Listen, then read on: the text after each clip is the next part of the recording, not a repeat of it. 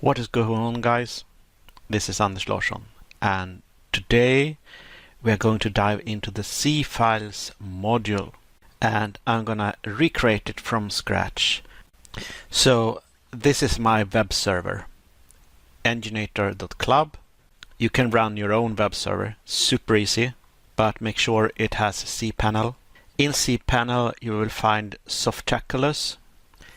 In Softaculous you can install different tools, scripts. For example, you can install WordPress with a couple of clicks. Most people would go for WordPress or the more known platforms using Softaculous.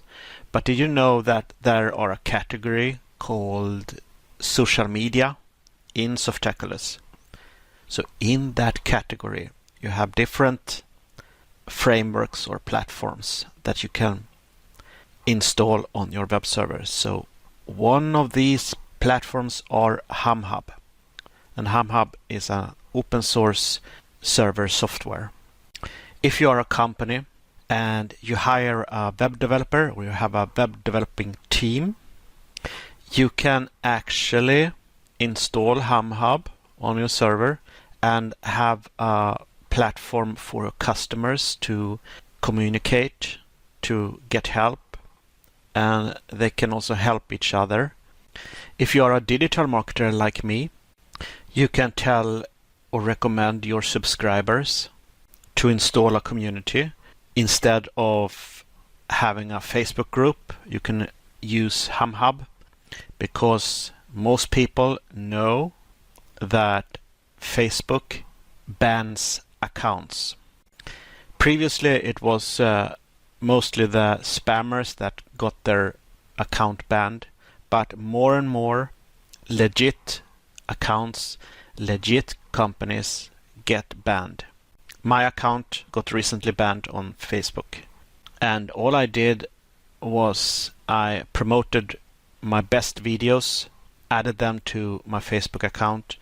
I got zero traffic from it because Facebook is Facebook.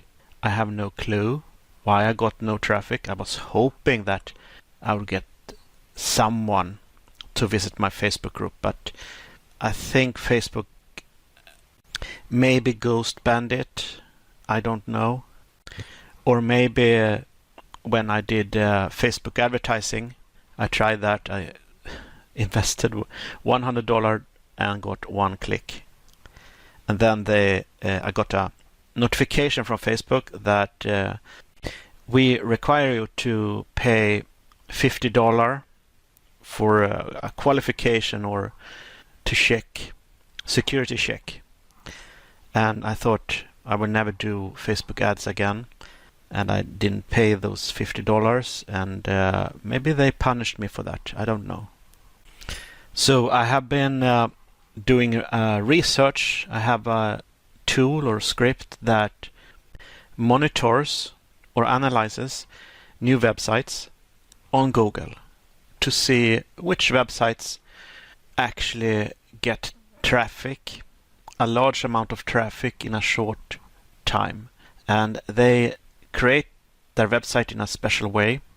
And I thought, why not mix up a community? So I mix a community and I use that technique to receive large amount of traffic from Google.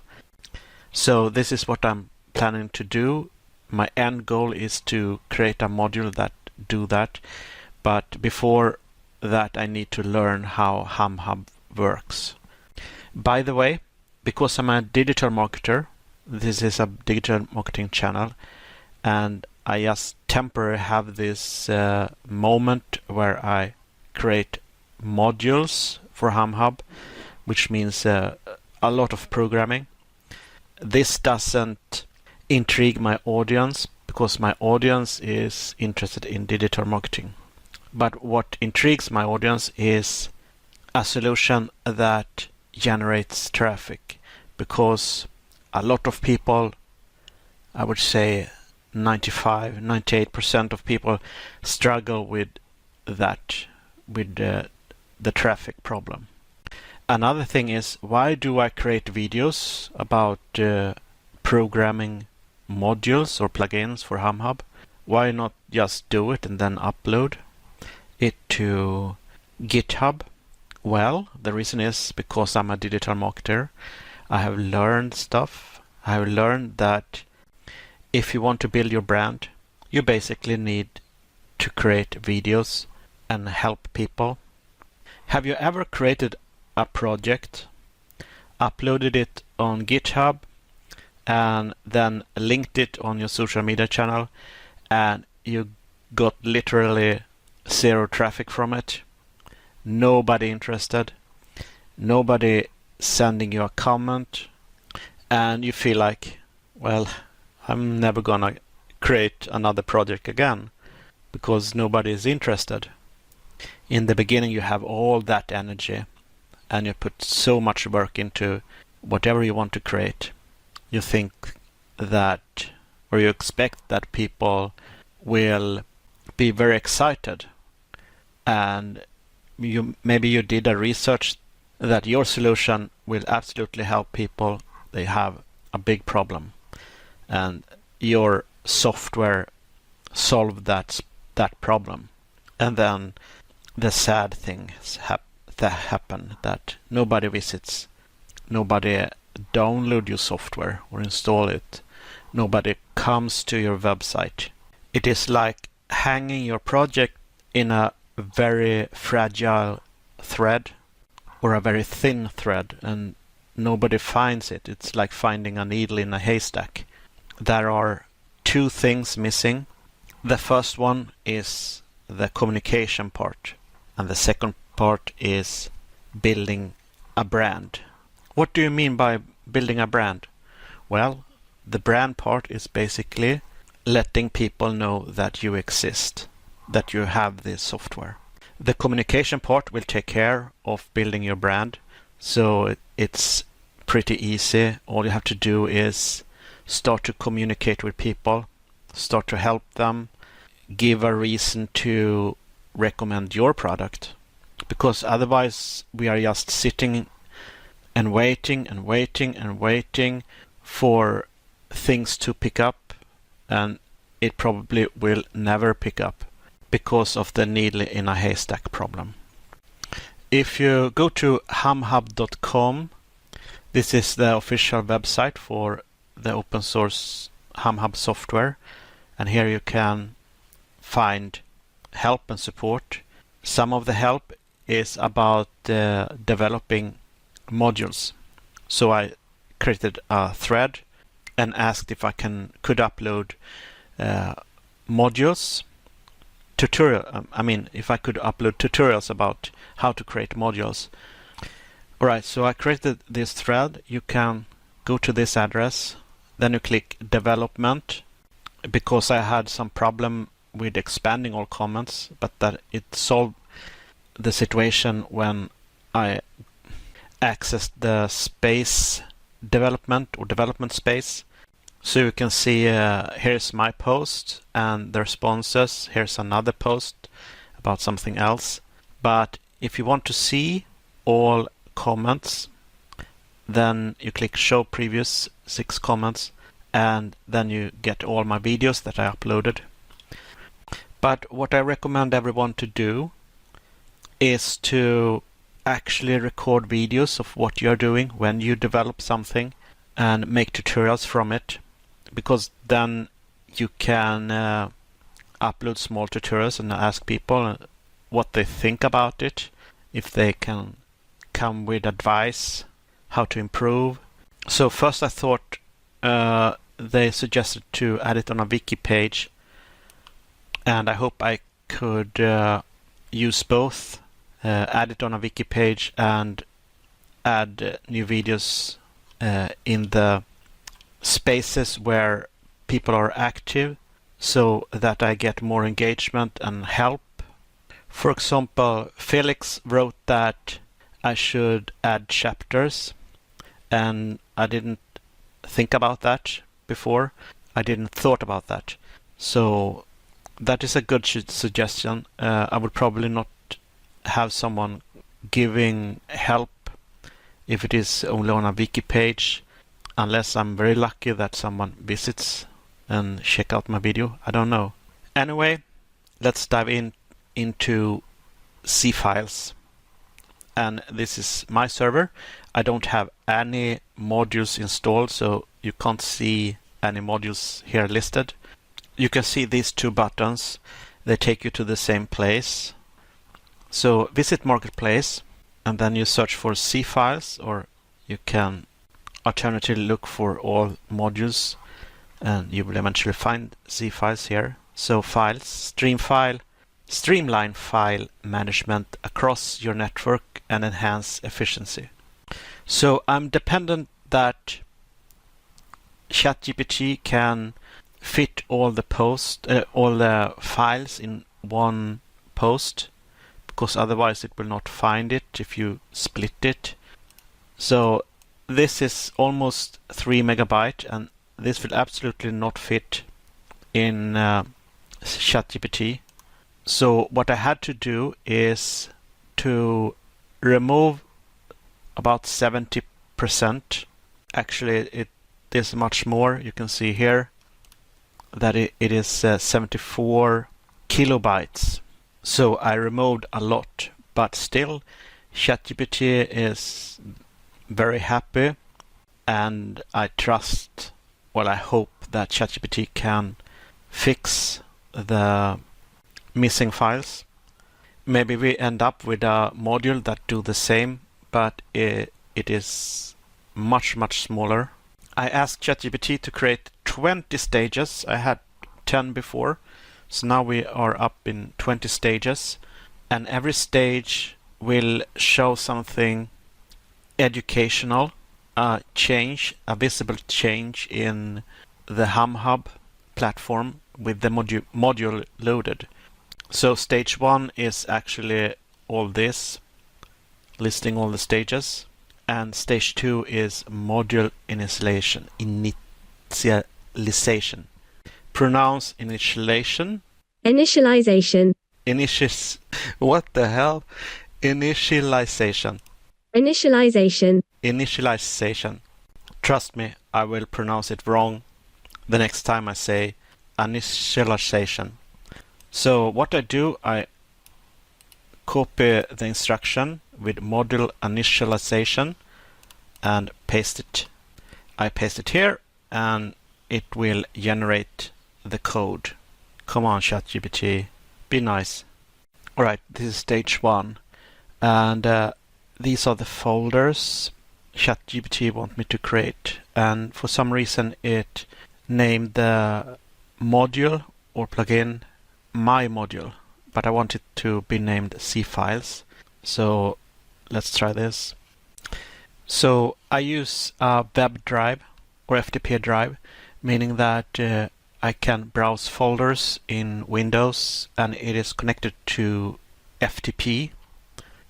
Just in case you're wondering what I'm doing and how it works.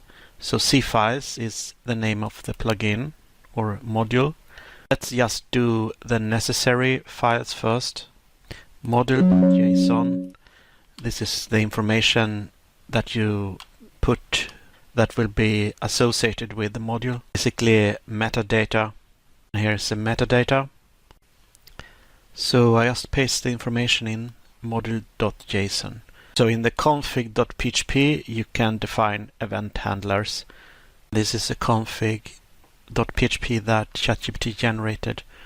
When you view your dashboard, you have like a sidebar, and that event will be used to attach visible information. So in this case, we are using the events class, and the events class is basically a file named events.php, and then inside you have a class named events. Module.php, for some reason the first letter or character is uppercase.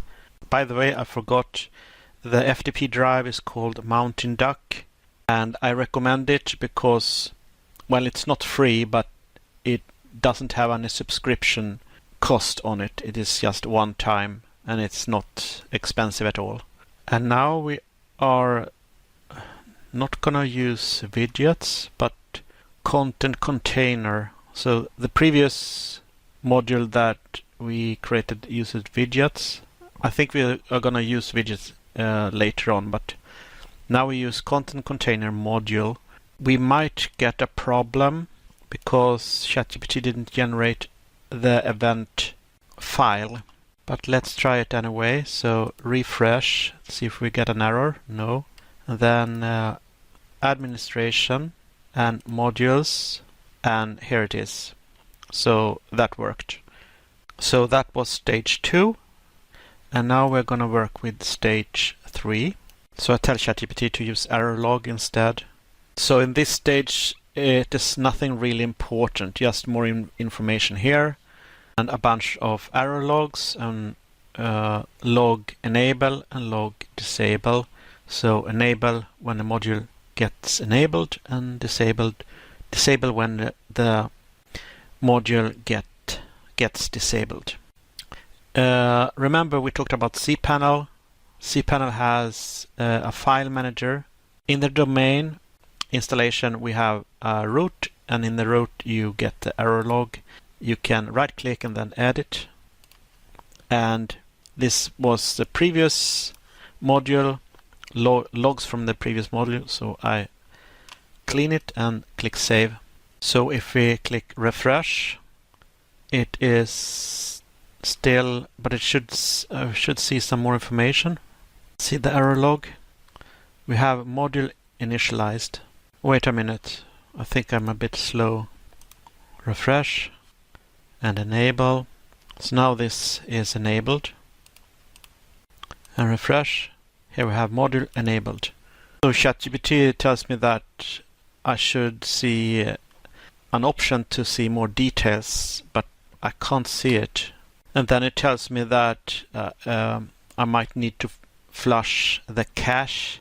I don't have a local installation of HumHub on my computer, so I can't run this shell command, but I know for sure that it has never ever worked with flushing the cache. So for some reason ChatGPT suggests that for troubleshooting frequently, but I have never come in a situation where that when that have actually solved a problem. So I'm not gonna dive into that. All right, let's continue with stage 4, and that is module routing. I think ChatGPT is gonna create a separate web page with the hello world message. So content container module means that we can choose where the module should show. For example, in spaces. So these are the spaces, or in the profile. That would be here. So usually it is either spaces or the profile. And then you activate your module here. So you will see more options. So let's copy this code. This is a get config URL.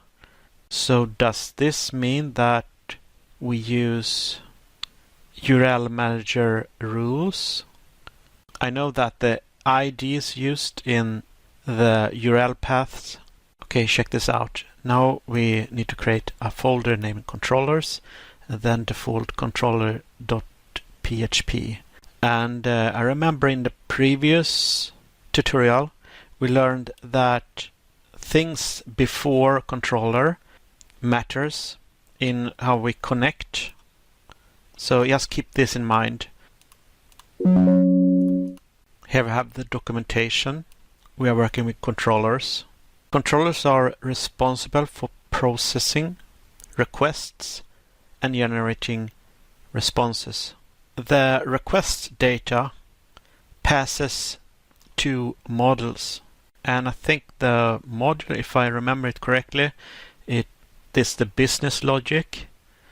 Views are responsible to generate the result of that logic from the module to the browser. Processing requests.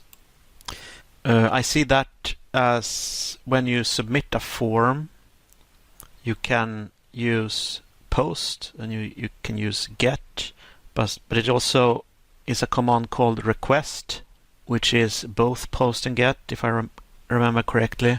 So I think it is this one, but it could also be database. Well, anyway, let's continue. So action index, I think that is the view, but we skip the view and just return hello world. And why do I think that? It's because of index. If we see index.php, usually is in old school server management, we have an index.php file or index.html and HTML, which means that display this information as default. So when you go to the website, you will see this. This is the first file you see, and it takes over that folder. Right, so check this out. Routing rules config.php, guys. So do you see how ChatGPT just decides to delete the event information or the event connection? So this is why you have to be extra careful when you use ChatGPT. Take this information and mind the comma character, because we want the code to end with a comma character, and then paste. And I think this should work. And I think from the module it retrieves the config URL. But anyway, this is not done yet. Also, I have taken a long break from making this video, and I've been busy with something very important, and that is the URL manager rules. I didn't know how that worked, and I had problems making it work, and it turns out that this is only used when you have pretty URL enabled. If we go to the protected folder, and in the config we have a file called common.php, and here you define if you want to use pretty URLs. And previously, a couple of weeks ago, they didn't enable it as default. And I think this is very important because SEO friendly links is a powerful selling point. But there is no selling because this is open source. There is no cost. It's totally free, but it is a powerful reason to use this platform, HumHub, because what we absolutely want is to get indexed by Google, and we want every possible optimizing method to get the best out of Google. But we have done some work, and enable pretty URL is now enabled as default. So let's go to administration and modules, and we can see C files here. It is not enabled because I have done installations of the platform several times. Module initialized is called, and you can see the error log here. Clicking enable and refresh, module enabled is called. So initialize is called 2 times.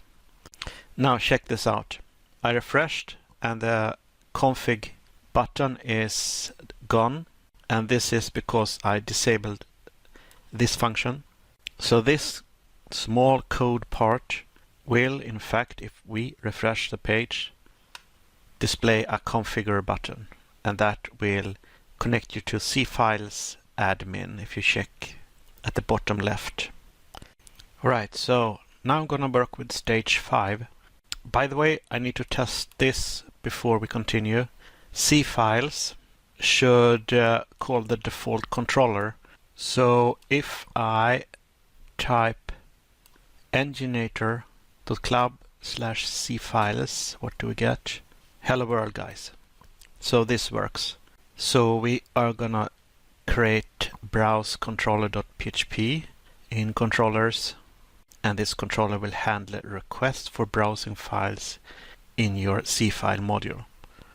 So let's create a file named browser controller. Browse controller, and open it, copy the code, and paste the code. In the default controller, we return just a string, hello world, but in a browse controller, we assign a variable named message with this string. I'm a little bit curious about what happens if we remove this one. I will try it, but first I need to complete the steps.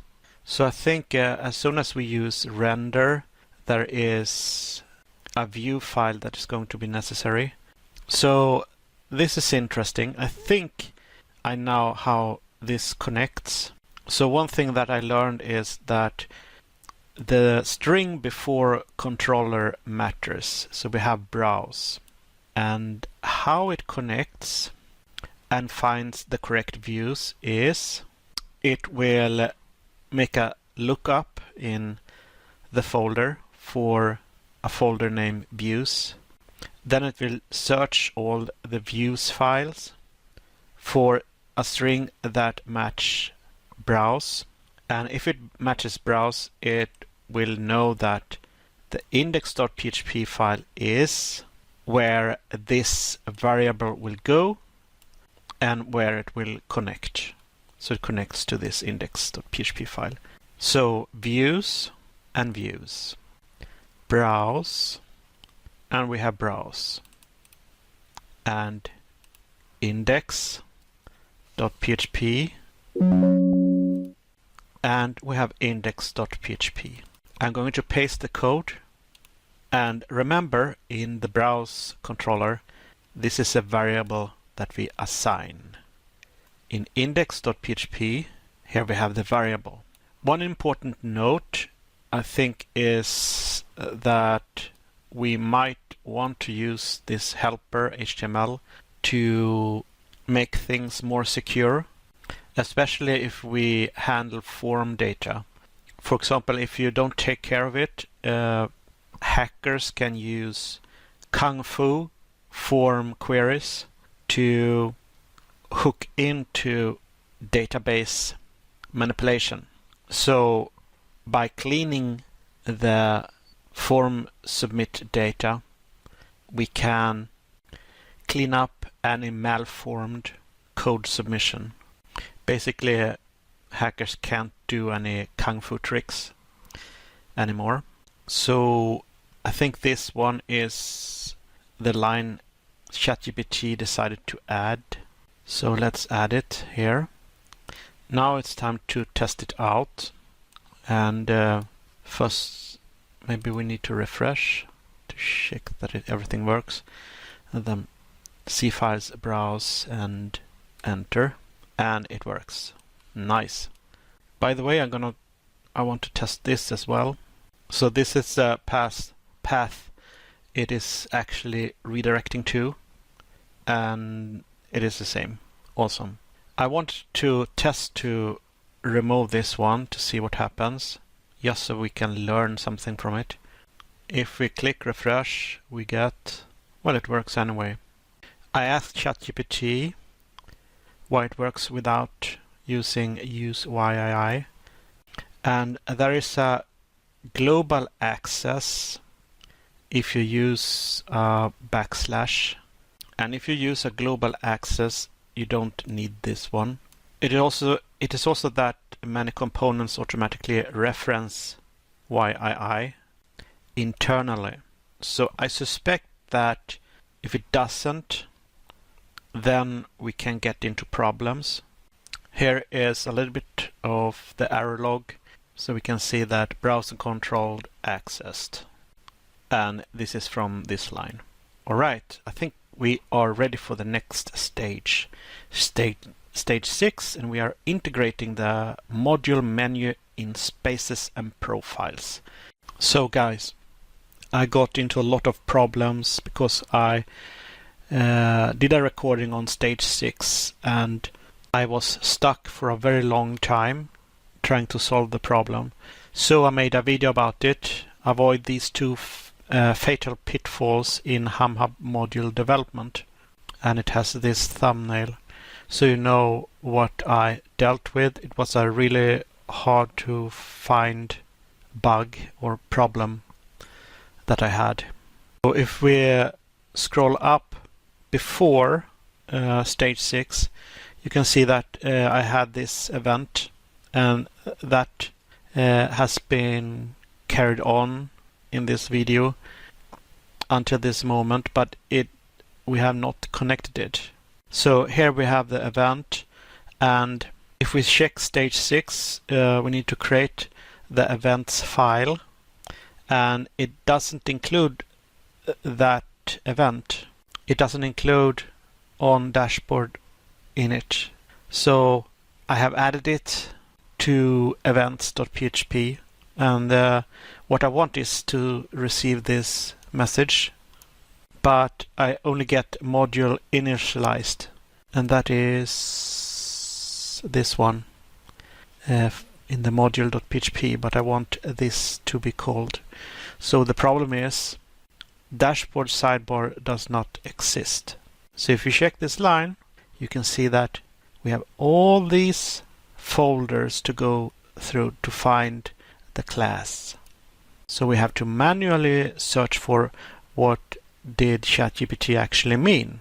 So we have, let's see here, in the protected folder we have HumHub, then we have modules.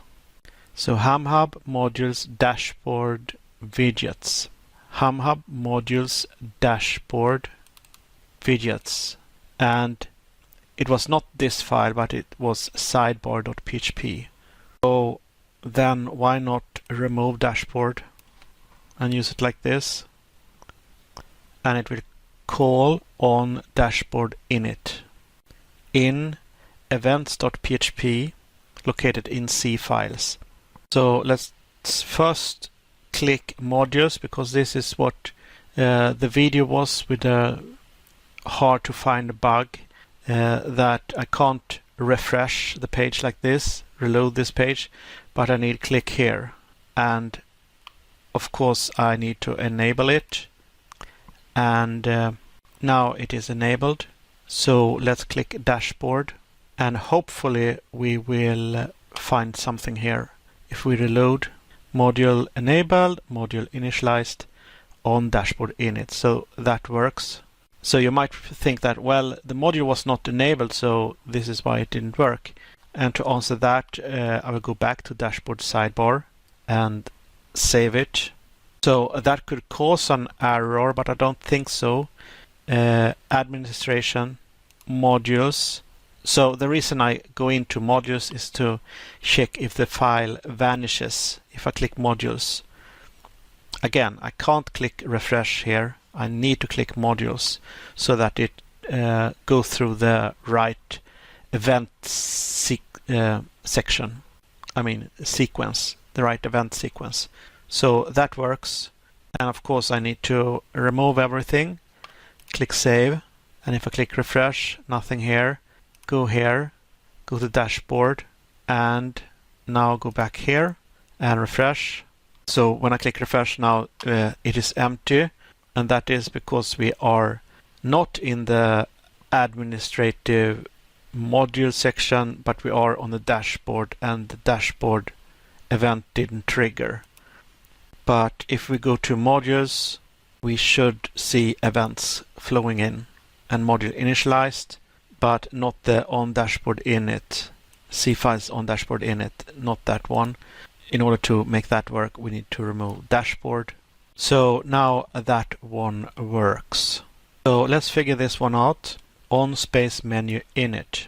So in the config.php where events are born, well actually where events are carried on into the module, and we go into events and we add this function. So guys, we want to receive this message, space menu entry added. And honestly, I don't know when this event is drawn, but it should have something to do with space menu in space.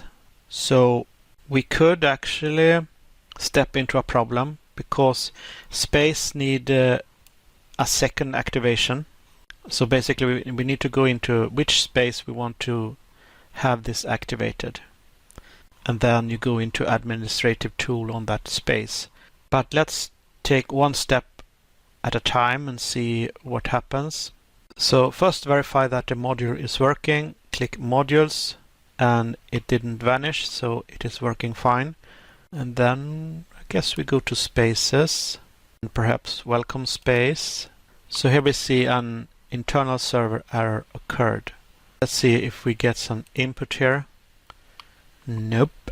So I am in module space widgets and we have menu. I suspect we need to add this support code to add the module into spaces. But the first thing I want to do is just remove this code. Well, disable it by adding a comment and then click refresh.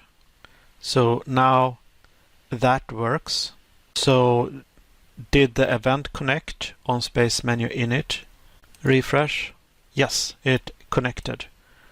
So let's find out.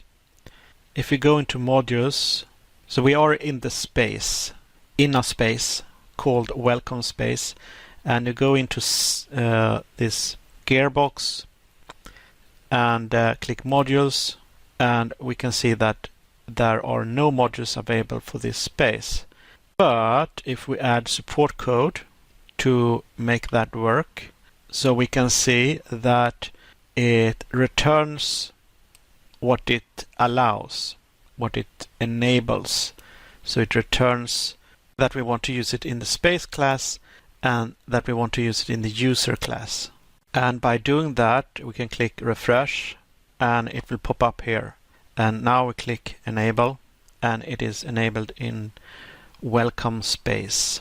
So here we have the menu. Okay, that's interesting.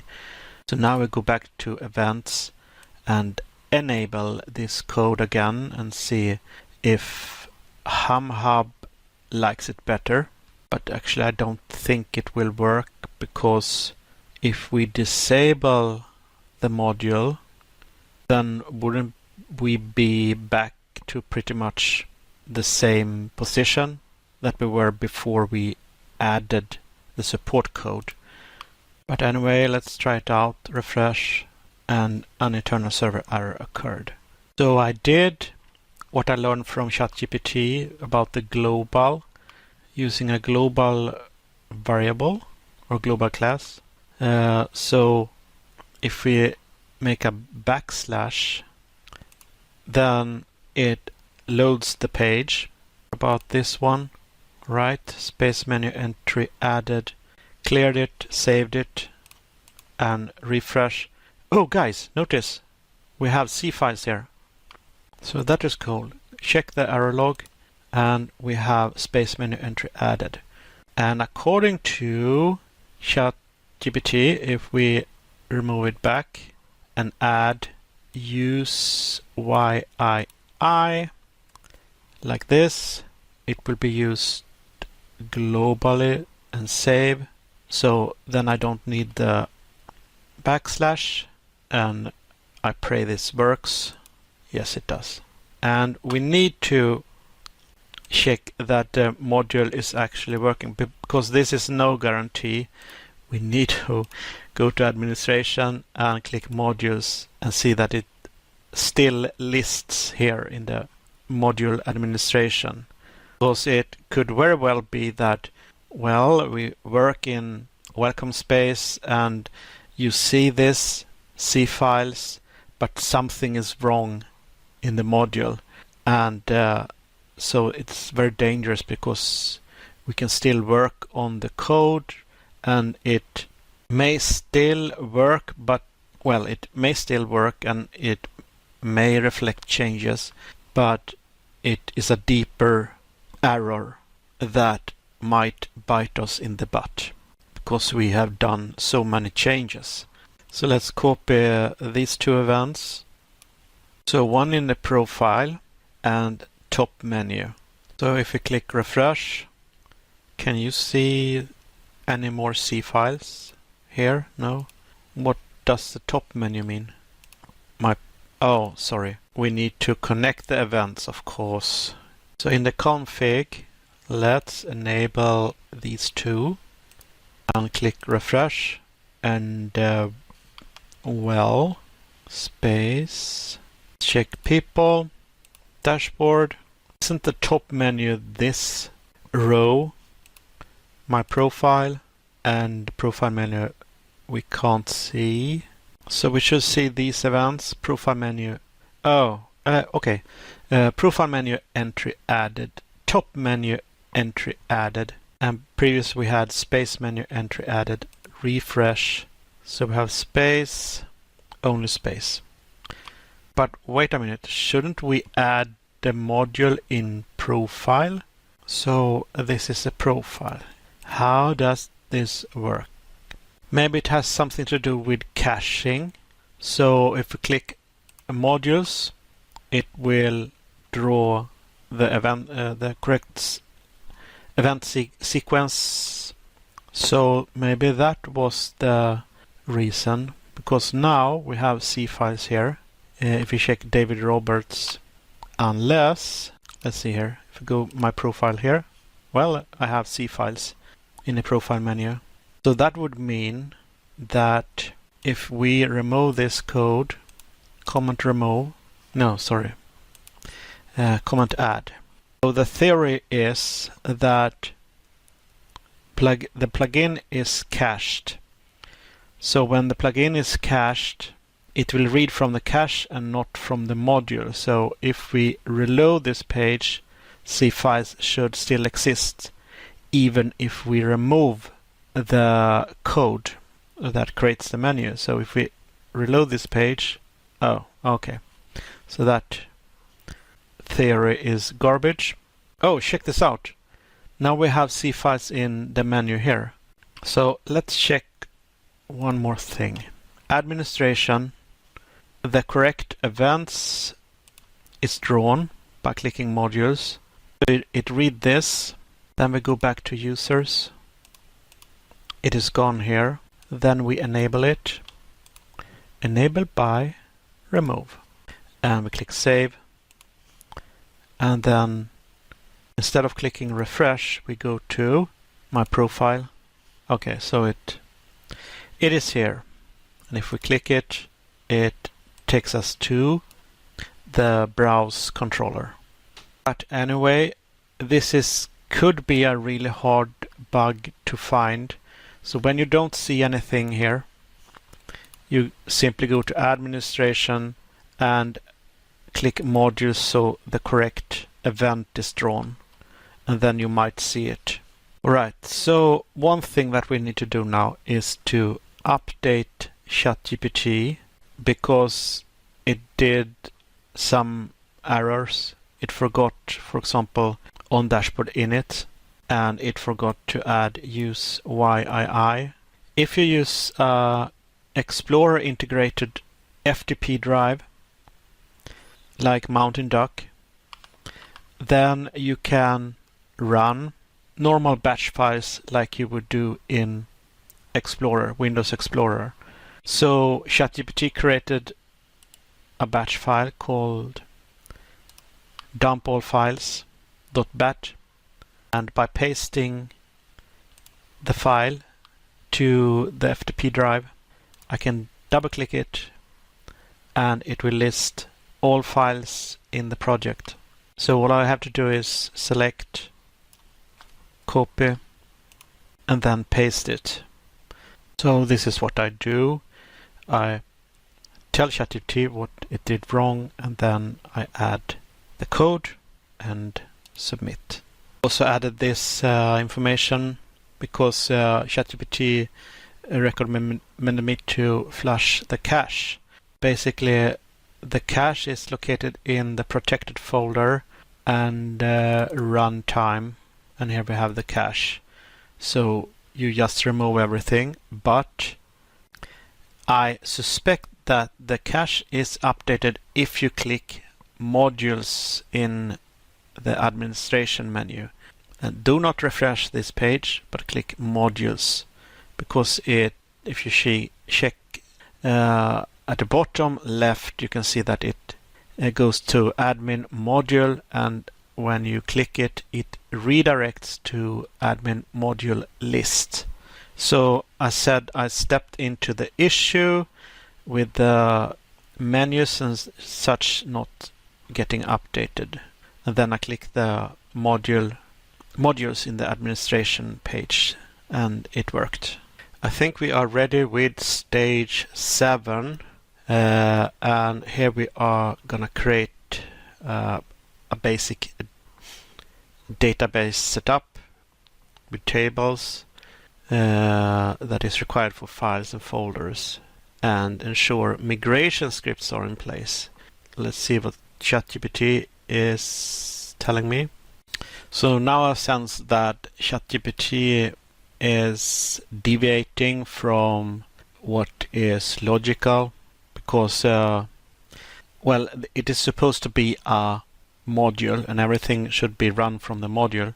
So I had to clarify that I didn't want to execute any script through PHP myadmin, which is where you handle the database. So it's a database tool in cPanel, and it also tried to give a example how to create database support through a command line, and I'm not running locally.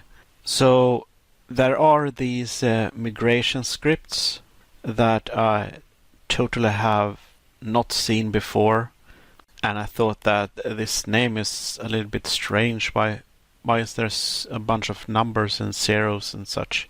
And then there is a safe up, which I think is running when the plugin is, or the module is enabled. So when you enable the plugin, the module, it creates a table. So cfiles folder table. So I guess it uses files and folders, and we have a name. So that is probably the name of the folder. And when we have a folder structure, there are parents and there are children. So folders and subfolders. Not sure 100% how this is going to be used. So safe down is called when we disable the plugin, and we tap into the enable and disable in the module, and then it calls the enable and disable events. But if we check here, the current code we have no events for enable and disable. So I'm not quite sure, because this works. So I think there are some events that you don't have to create in the config. I asked, why did you choose such a strange name for the file? And this is a naming convention in YII. So we have an M that I don't understand, but we have the current year, the month, and the day, and then hour, minutes, and seconds, and then a description. So I told ChatGPT that if there are 4 Ys, it means the full year, 2025. And I told ChatGPT that I have a problem when I enable and disable a plugin, because very often when I disable a plugin, it gets stuck and I have to wait a long time until I can enable it again. So I wanted 2 buttons in the config, and I clarified how I wanted it done. So I just posted the current code. So if we check the community, and this is not connected yet, so it will not find it. But if we choose this one, cfiles browse, it uses a browser controller. So that means basically that we can copy browser controller, and why not just rename it to admin controller.php, and like this. And then I open admin controller. So cfiles controllers is the namespace. So we are in controllers. So all I did was rename to admin controller. And how this works, because now it will look for the index file or the view file, and it should be connected with admin, this name. But just by doing that, we get a different message. We're still not complete or finished because it will not find the view file. So let's go to views, and here we have browse, and we create a folder named admin. So guys, what we could do is just copy this file to admin, and we can see here in the code we have nothing that connects to the admin controller or the browser controller. The connection is done by the folder name. Just because we have admin or browse, it will look for the admin name or the text admin and match it up to the folder. So if this doesn't work, I could just as well climb under a rock and cry, but I hope this works. Module and configure, and it didn't work. I'm not ready to give up yet. So it could have something to do with this. So I need perhaps to add another rule, and we need the comma character. Well, we have the comma character, okay. So let's add another that will tell the browser if we choose cfile admin, it will redirect to cfile admin index, like this. If it doesn't work now, I probably will cry. So let's try it. Jesus. Okay, I think I found the problem. Didn't work because we had a space in front here. It needs to start without anything in order for this to work. So if you click refresh, now it works. So here's something strange. You see, it extends controller, but ChatGPT wants me to extend admin controller.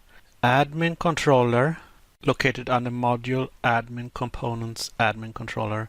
So we are in the protected folder HumHub, modules admin components, modules admin components.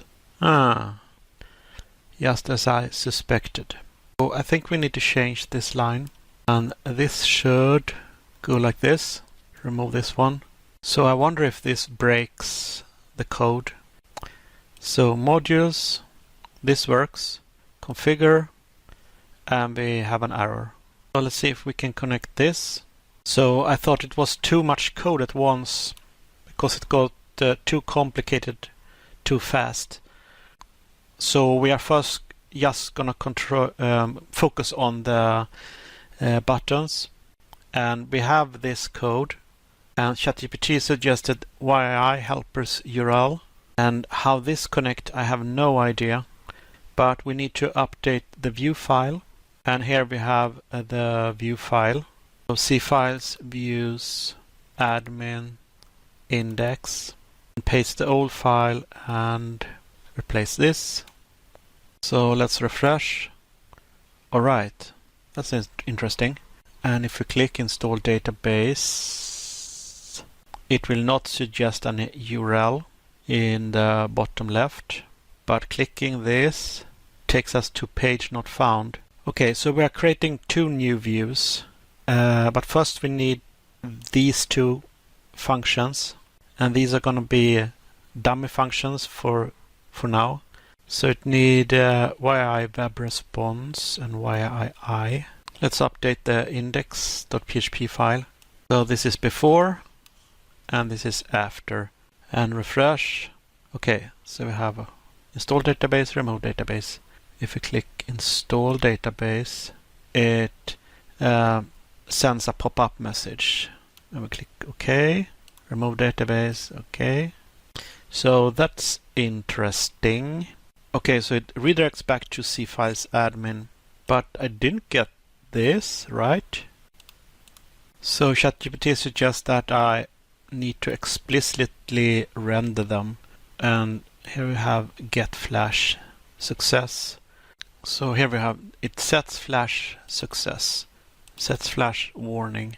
But is this set when I click the button and it redirects to admin? Is it set then? So before and after. Okay, so I got this. Both are run or executed. So if I go start it here, then it is removed.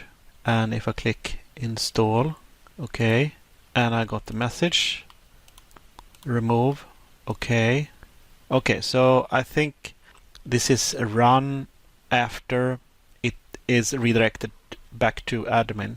So basically, when you enter the admin page, you have no has flash in the session, so it can't find has flash success or hash flash warning. It only renders the buttons. We have the install URL and remove URL, and this is set here in the action index. So it is setting the variables install URL and remove URLs. And I suspect it is how YII works, that install database, when it tries to access that path or URL, it knows that, okay, so instead of looking for a HTML page or index.php page with the name install database, it searches for this one, install database or remove database, and the hyphen or minus character is removed. So I'm still not used to this way of doing things, that it internally have this strange behavior that this represents this. So let's try something here. If I remove the hyphens, would it still work? Refresh and install database. Okay, so this didn't work, but I learned some time ago that hyphens converted the next character to a big or uppercase database and database save. And if you click, okay, page not found. Okay, so it suggested that, well, this is with hyphens, and without, then this needs to be uppercase and this lowercase. So automatically converts camel case function names to kebab case. Jesus. But I thought I tried this already. Install, remove, lowercase, but this uppercase, save. So let's go so that we see that the module actually is working. Yes, it is working. And I clicked here, and I think this will clear the cache. Then configure, and we have install database, remove database.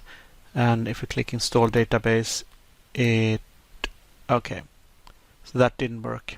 So ChatGPT tells me that YI forces to use hyphens by default for multi-word action names. I would like to try something. If I use a lowercase database and set this to lowercase, then will this work? Because then this would be like one word, install database, so there's no uppercase. So let's see here, and install database. Yes, that's the case. That's the answer. So this is a must if we use multiple words, and that would map to uppercase.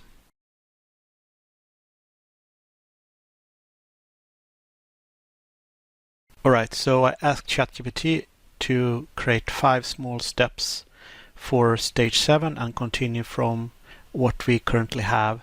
And the first thing is adding error logs.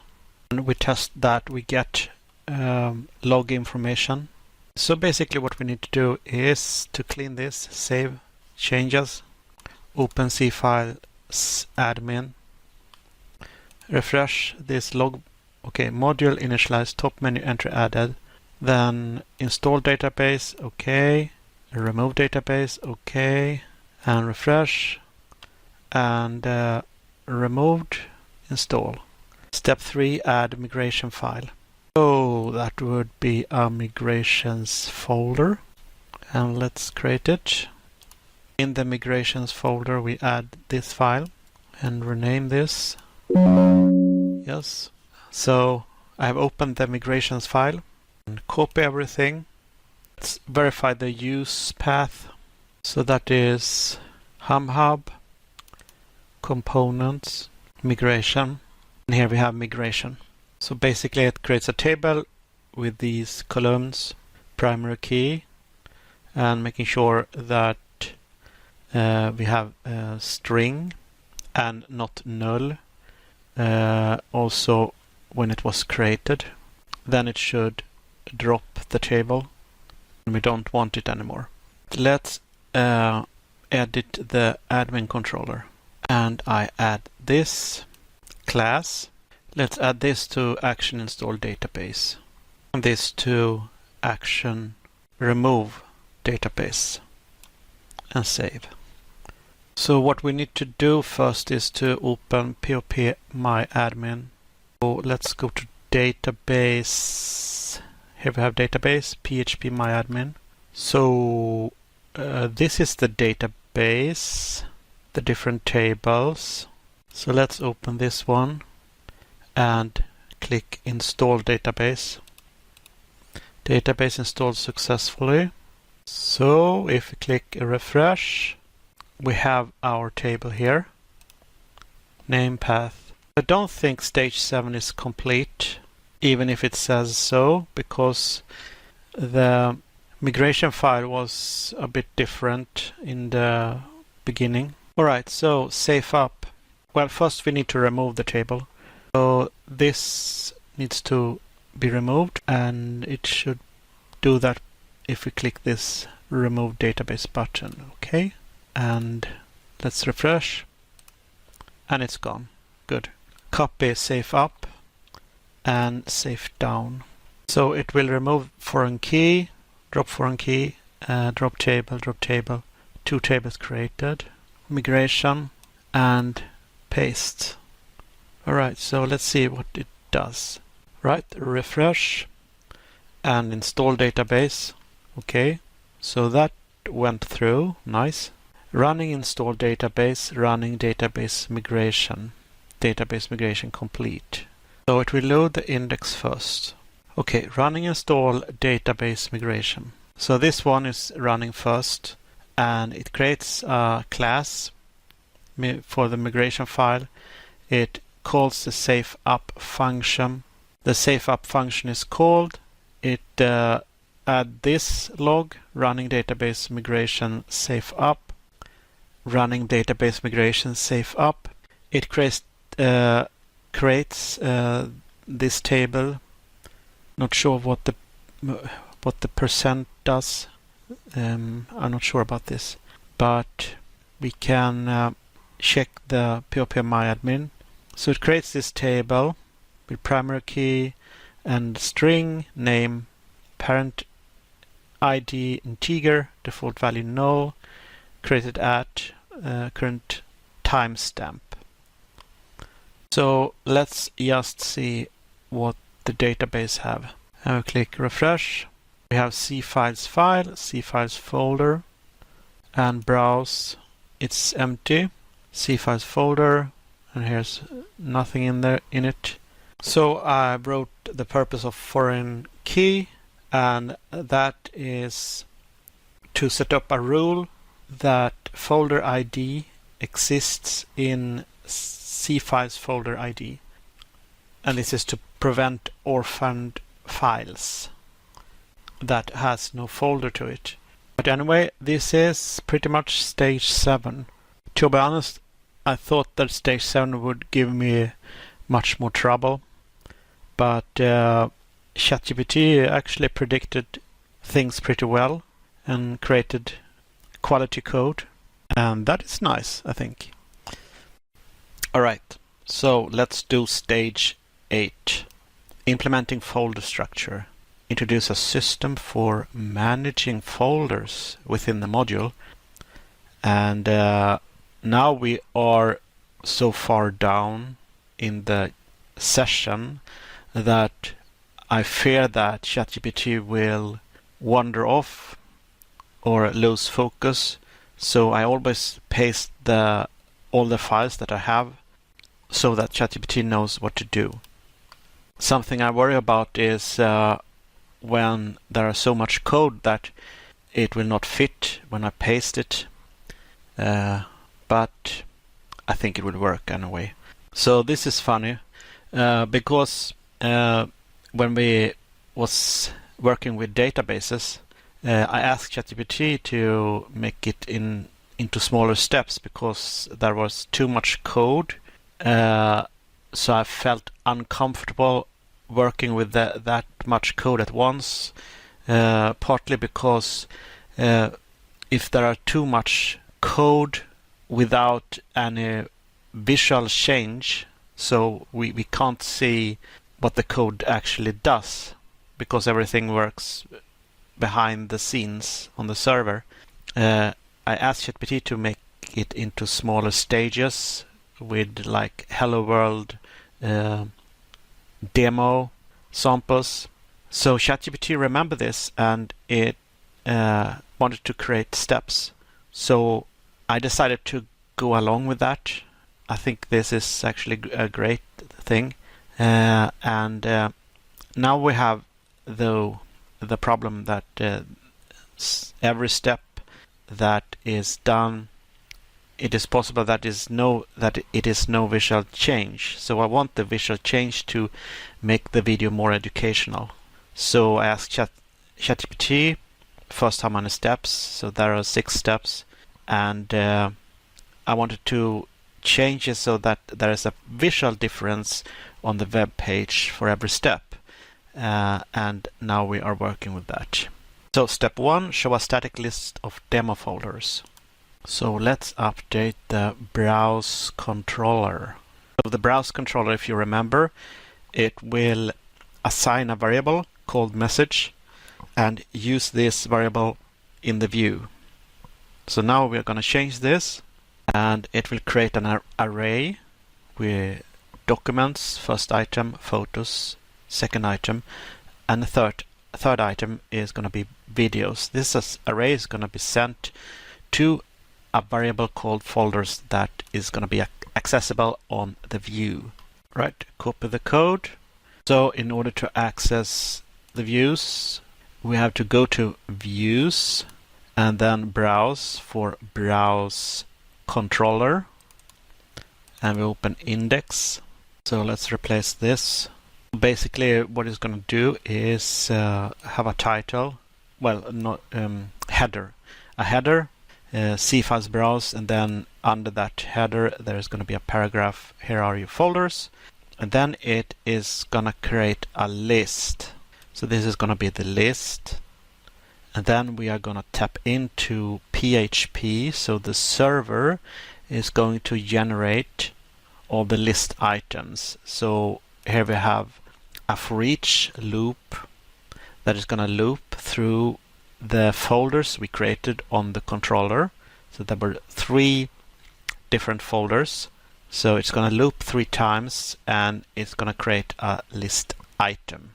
In that list item, we're going to create an italic style with nothing in it.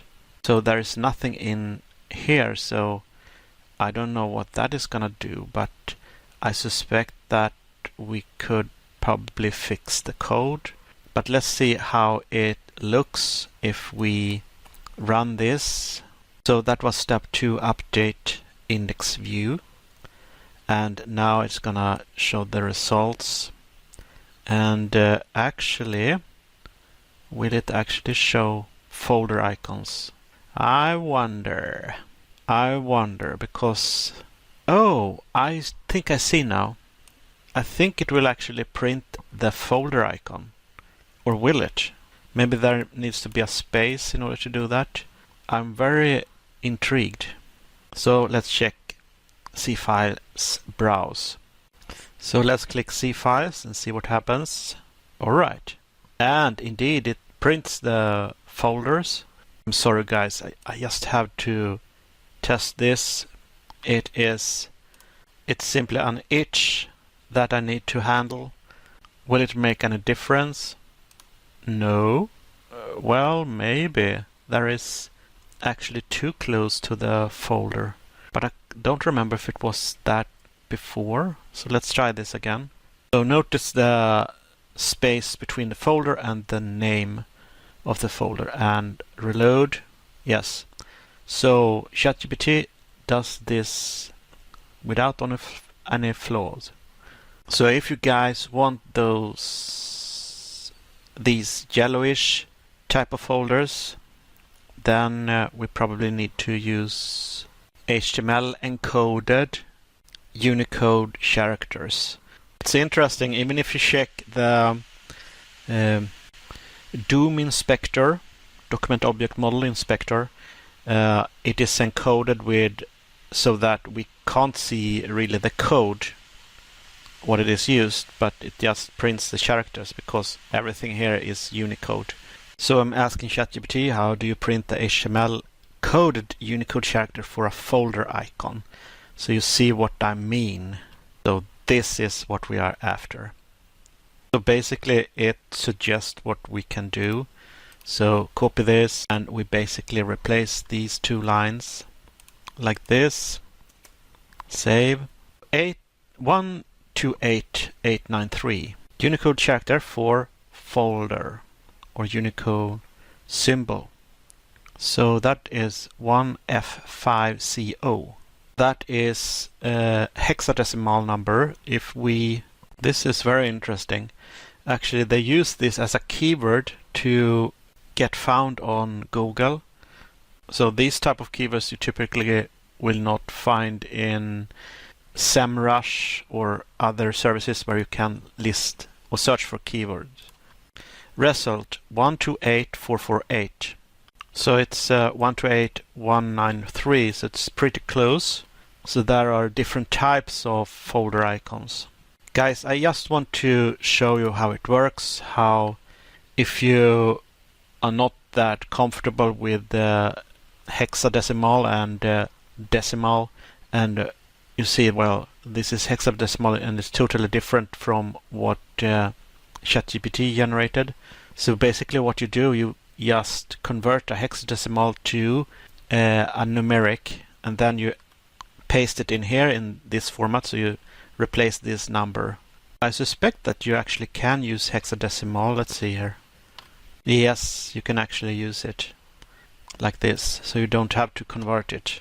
So I felt like I lost focus on this sidetrack.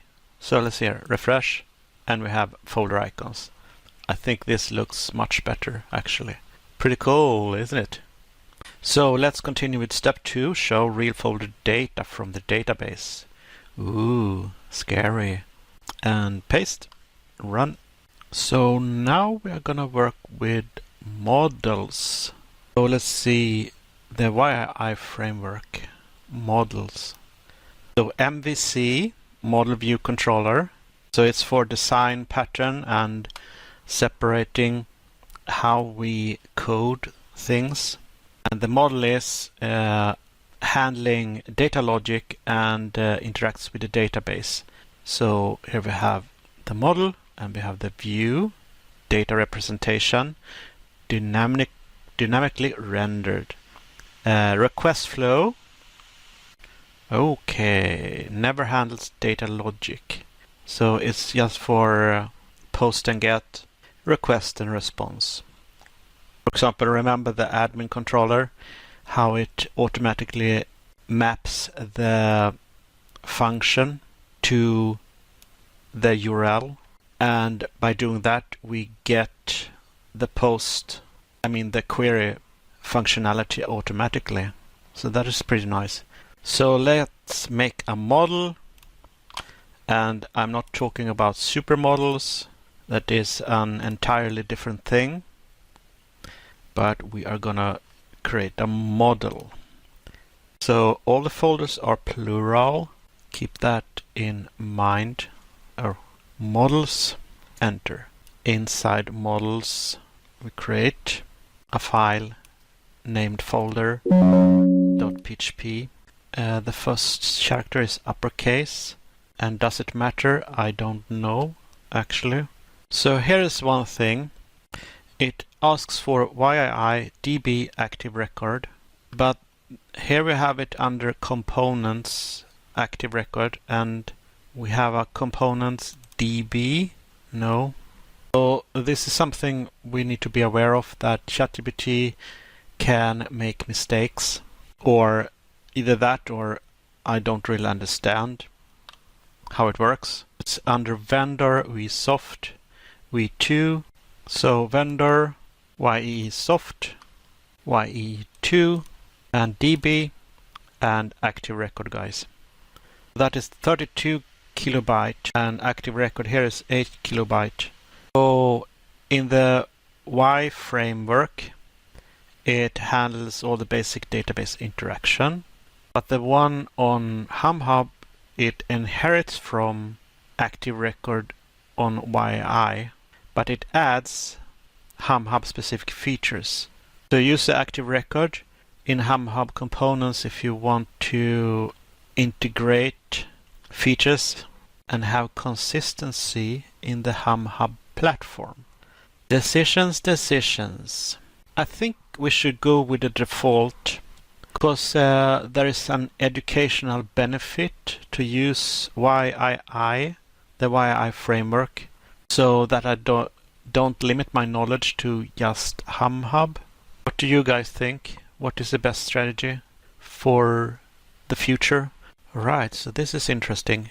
It uses the folder class that we created and should access table name. It doesn't access the table name, but it looks like that this is something that is happening because of the active record. So find all.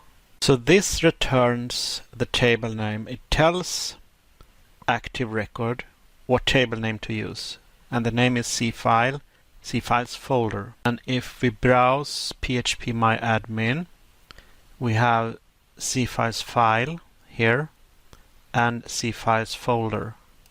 So it is telling that it wanna use this folder. Currently it is empty. So we're going to the browser controller and we're gonna replace this. And let's see what we can do. We are also gonna use this. Right. Number 3, replace the dummy list with real folder names. So this would mean that we are not working with a simple array anymore. Previously we did a for each, and we actually have an array of objects instead of an array of strings. That means I feel pretty comfortable with just pasting this line. It should work fine. Notice how the tables is converted to objects. So when you want to access members or columns, it is converted into an array of objects. So it's going to be an array of name objects.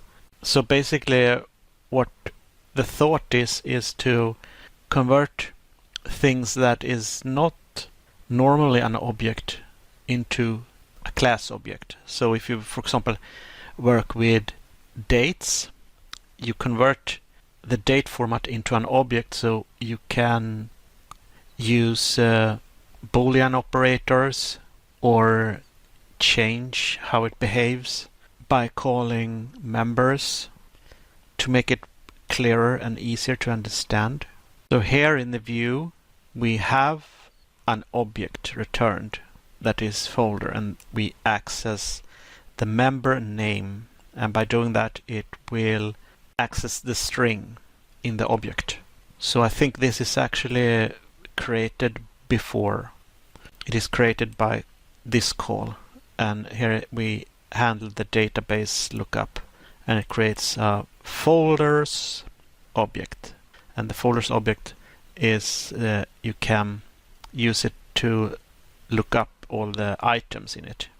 If your goal is to support all browsers and avoid question mark icons, which I get when I copy, if I copy like this directly into the code, I get the question mark icons. But it suggests that I should switch to font awesome FA. That's interesting. Or use PNG as SVG later. So we worked with browser controller. We worked with index. So this would mean that everything here is gonna vanish because we don't have anything in the database, or it's gonna crash, God forbid. Refresh. Okay, here are your folders. There is nothing in it. So let's just check the module to be certain that it is not gone here. Yes, it is still here. So everything is working. So that was step 2. And we're gonna use now step 3, add a create folder button. Right, so in the controller for the browse, we want to have this function, and it is gonna connect to the button. So remember, model view controller. Controller handling request and response from the browser. Request and response as in a button press, that we press a button. Because there is a communication when we press a button, it asks the server, I want to create a new folder. So the view is gonna send information in form of a request to the controller, and the controller is gonna do correct actions. I'm looking for another word, a different word. Proper actions. Actions accordingly. Yeah. Okay, this is intriguing. We're gonna create a new view, and this time it's not an index, but it is a create.php. Index is used as a default behavior. It's gonna be the first file that is browsed in a folder on the server. But I don't know if we use a MVC, model view container, if model view controller, if it's gonna be the same behavior. So we have browse, and we have a file created by the FTP drive that we need to remove. I'm very annoyed by these default. I don't know why it does this, but let's create. Awesome. My vocabulary is stunning. So I browse, create in the browse, and then view, create. I'm just messing with you, playing with words. What the heck? So copy. This is a placeholder for a folder creation form. Thank you, ChatGPT. So let's include a but on the index. Unicode character for this plus. HTML entity. And we access the index. Right list group for each. Just above the UL folder list add. And this is the UL, and we paste this thing. And here's the question mark that I told about. So we need something like this. So we copy this HTML entity and replace the question mark like this. So the view create, which we created here, is gonna map to something in the controller, and that is this function, action create. So now I got an aha moment. Index is mapping to index. So this is almost what it looks like. I pasted the HTML entity, create, and what the heck? This should actually be back to folder list. So I think this should be a folder icon. So that would mean that I need this in the create. So let's see how this works. See files, and we have create folder. Clicking that will open the create folder view, and then back to folder list. Awesome. It looks ugly as hell, but meh. So let's continue with step 4, show folder creation form and handle submission. So we are going to see a text input and a submit button. What I suspect is happening is when we are in the create view and we create a folder, we set a name and create a folder, it will check when we click submit, it redirects to index, the index view, and it checks if the save was successful. So if it was successful, it will set a flash success, and we have to remember to get the flash data, and then it will redirect to C files, browse. So that is interesting. So this is what we currently have in action index, and this is what we have now. And we are gonna transfer the model object to the view. The model object is the folder object. Folders is the array of folders.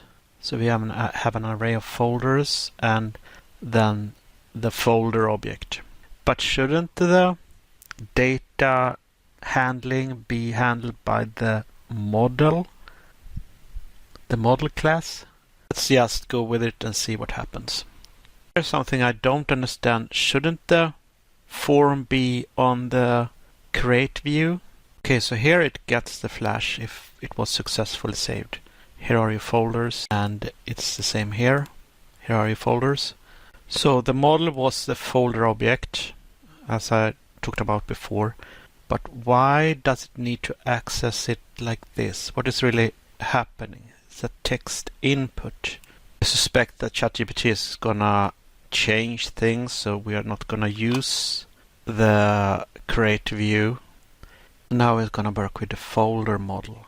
So we're adding a function called rules.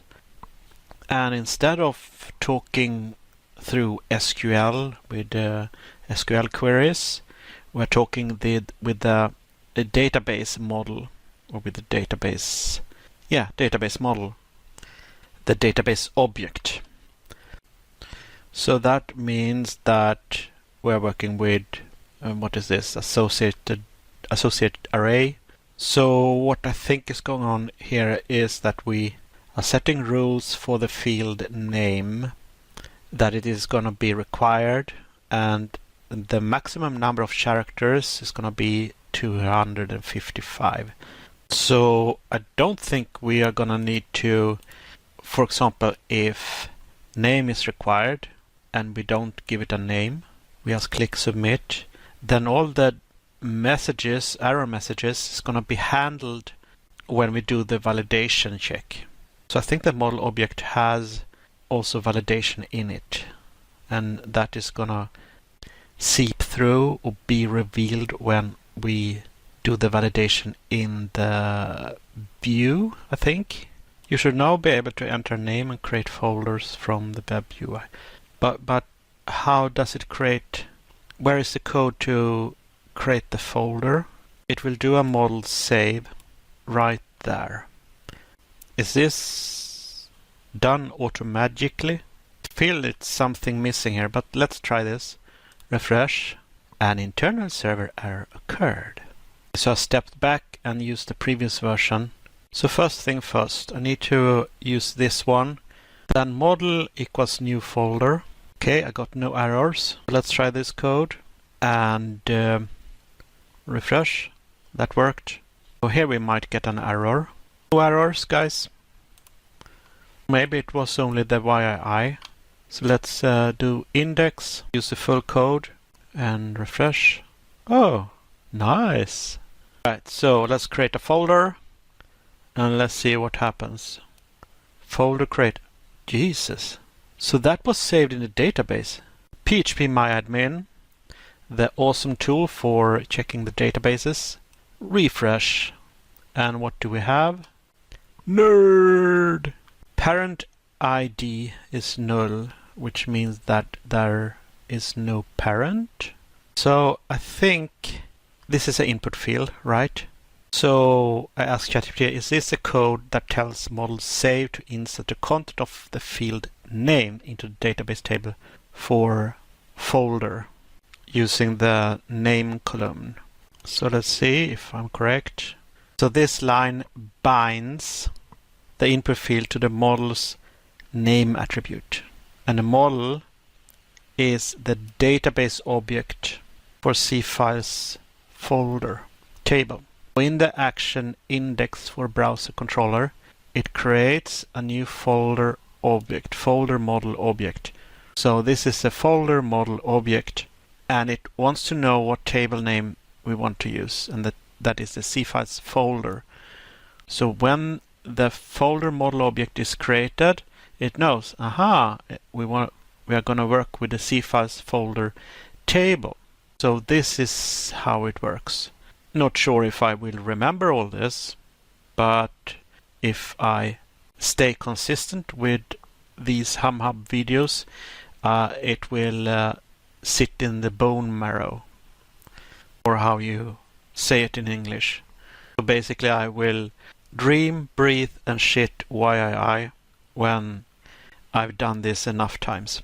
Alright, so let's do step 5.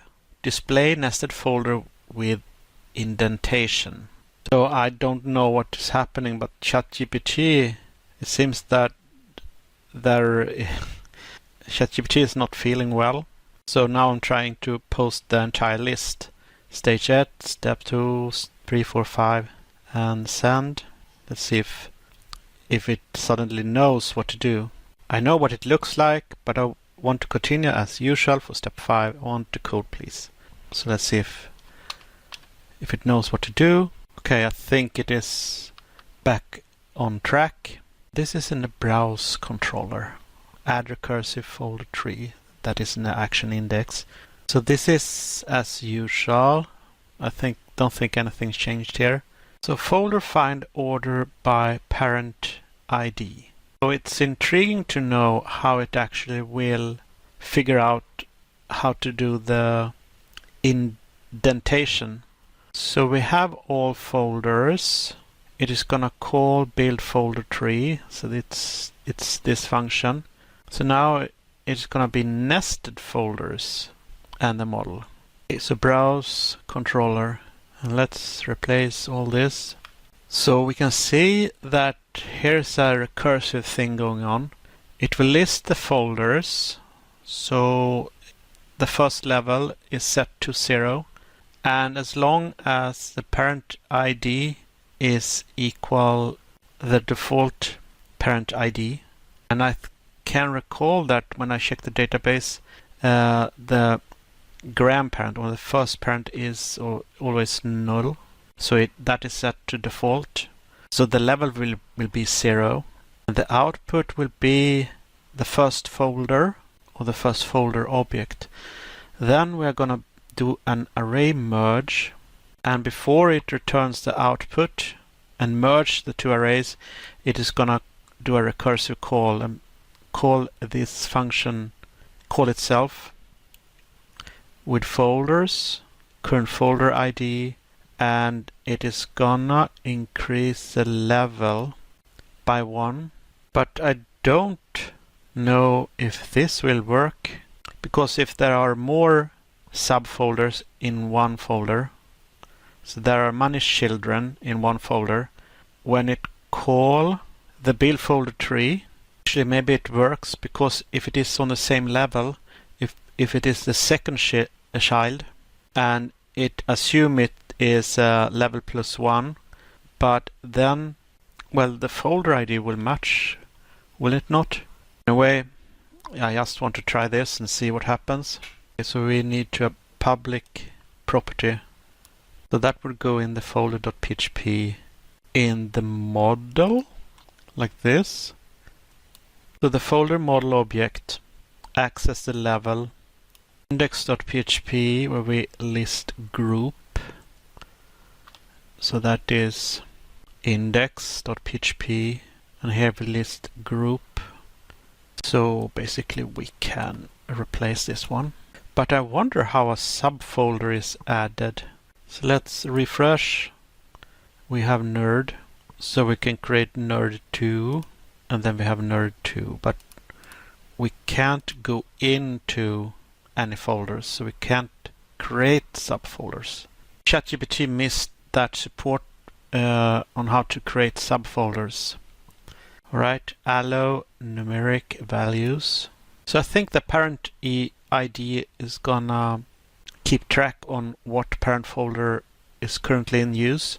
So browser controller, after fetching all folders, so I've added this code and we will ship or send the folder options to the view. Okay, so we had a drop-down list. So that would be here, right? Okay, so if we reload this page, we get a drop-down list. No parent, nerd, and nerd2. So if I select nerd and create uber nerd, then create folder, then we get uber nerd. So here's a thing that I suspect will not work. We choose nerd again, then we add geek. Geek is basically a nerd on steroids. And then create folder. It works. If I understand this correctly, we basically list all folders and the first folder parent ID is equals null and the parent ID is given null for the first level. So that would mean that if we go to the next folder, which is geek, which is a subfolder, that would mean that the array of folders is carried on. The folder ID is given. Notice that we are on the first folder, which is nerd. That means that the folder ID is null. No, the folder ID, let's check here. The folder ID is this column. So it's 1, 2, 3, 4. And we are on the first nerd and we are sending nerd.id. So basically what we are asking is give us all the folders that have ID 1 as parent ID. That means that, okay, we call the build folder tree with folders. So we have all the list of folders. We have folder ID of 1 and it is setting the level plus 1. The level plus 1. So now it is calling the next iteration, build folder tree, and the first item, which is nerd, is going to be run, and it can see that, well, folder parent ID does not match parent ID because folder parent ID is null. So it will skip this one, and then it will go to the next folder, which is going to be nerd. We know that nerd has the ID 1. Basically, it's going to list all. It is going to seek 1. And first it's null, and then it's null, and then it's uber nerd, which is 1. So this time it matches. So the first folder is nerd. Parent ID is null. They are going to match. So they are going to list. Check the next one. Oh, I got it wrong. Do the array sweep or do the loop again from the start, but list all with level 1. List all, check if nerd has any subfolders. So it's going to list with 1 and it's going to search for parent ID 1 and we see uber nerd and we see geek. So uber nerd and geek is list under nerd. And that is exactly what is happening here. Right. Step 6. Enable folder deletion. So now we should be able to delete folders. Basically, in the controller, we will create an action delete. So that means we are going to create a view called delete, and they are going to connect. So it's going to grab the ID from what we choose in the view and find that specific folder. Skip the process if it didn't find a folder.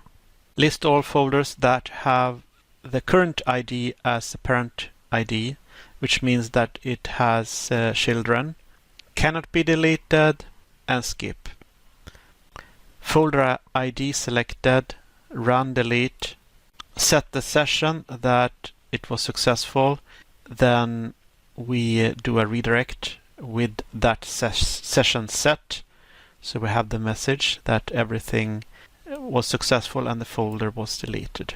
So we are basically gonna add a delete button to each folder name. Inside the for each, modify this line. So that would be in this index, and here are your folders. So now we have replaced it. So here's one thing I don't understand. It sets flash danger, but I don't see any danger option to list it. So let's update this. And that would be this one. Right, so let's make support for danger. Add alias index near your other flash session. It's basically a copy of the previous code, but we utilize the danger. So indeed, programming can be dangerous. Do pause the video, and when you finish laughing, we can continue. Anyway, let's see if it does what it is supposed to do. So we click refresh, and we have a delete, but it's ugly as hell. But let's see here. Let's delete the Uber nerd, because I think Uber nerd is a geek. Alright, so delete. Are you sure? Yes. And it worked. Nice. Let's see if we get a warning or a danger if we click delete on a folder that has subfolder in it. Delete. Okay. Yes, it works. So it's pretty awesome, don't you think that? So guys, are you ready for stage 9? So we're gonna make an upload button, have an upload form, handle file upload, store it in database, list the files, and add a file deletion. So after folder list, before horizontal ruler, copy in index for the browse view.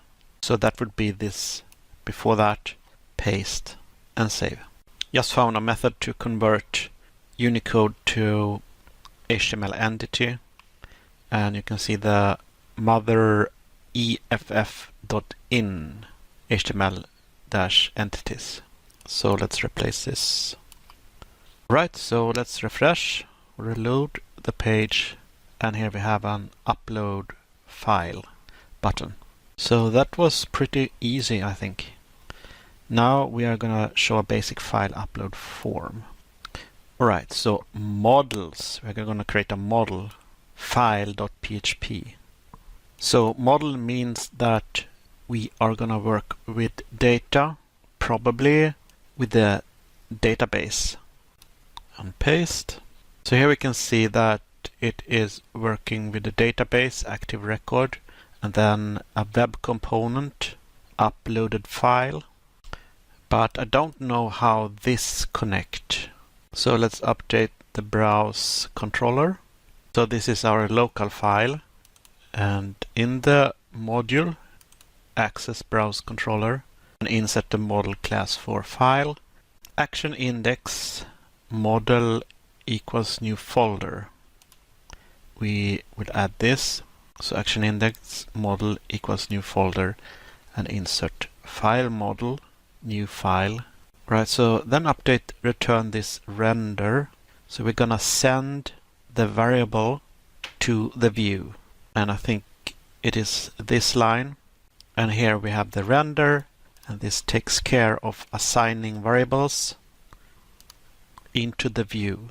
So under the existing upload file button, there is a dummy alert that we will replace. But isn't this JavaScript? So that doesn't make sense. So I just copy this and place it under the existing upload file button. If I could recall, I didn't receive an alert when I clicked it. I think ChatGPT actually means that I should replace the button here, because we can see upload a file and upload a file. So let's do that, see what happens. So file input field, a drop down, target folder, and a blue submit button. And let's refresh. Right, choose file, and it opens a file.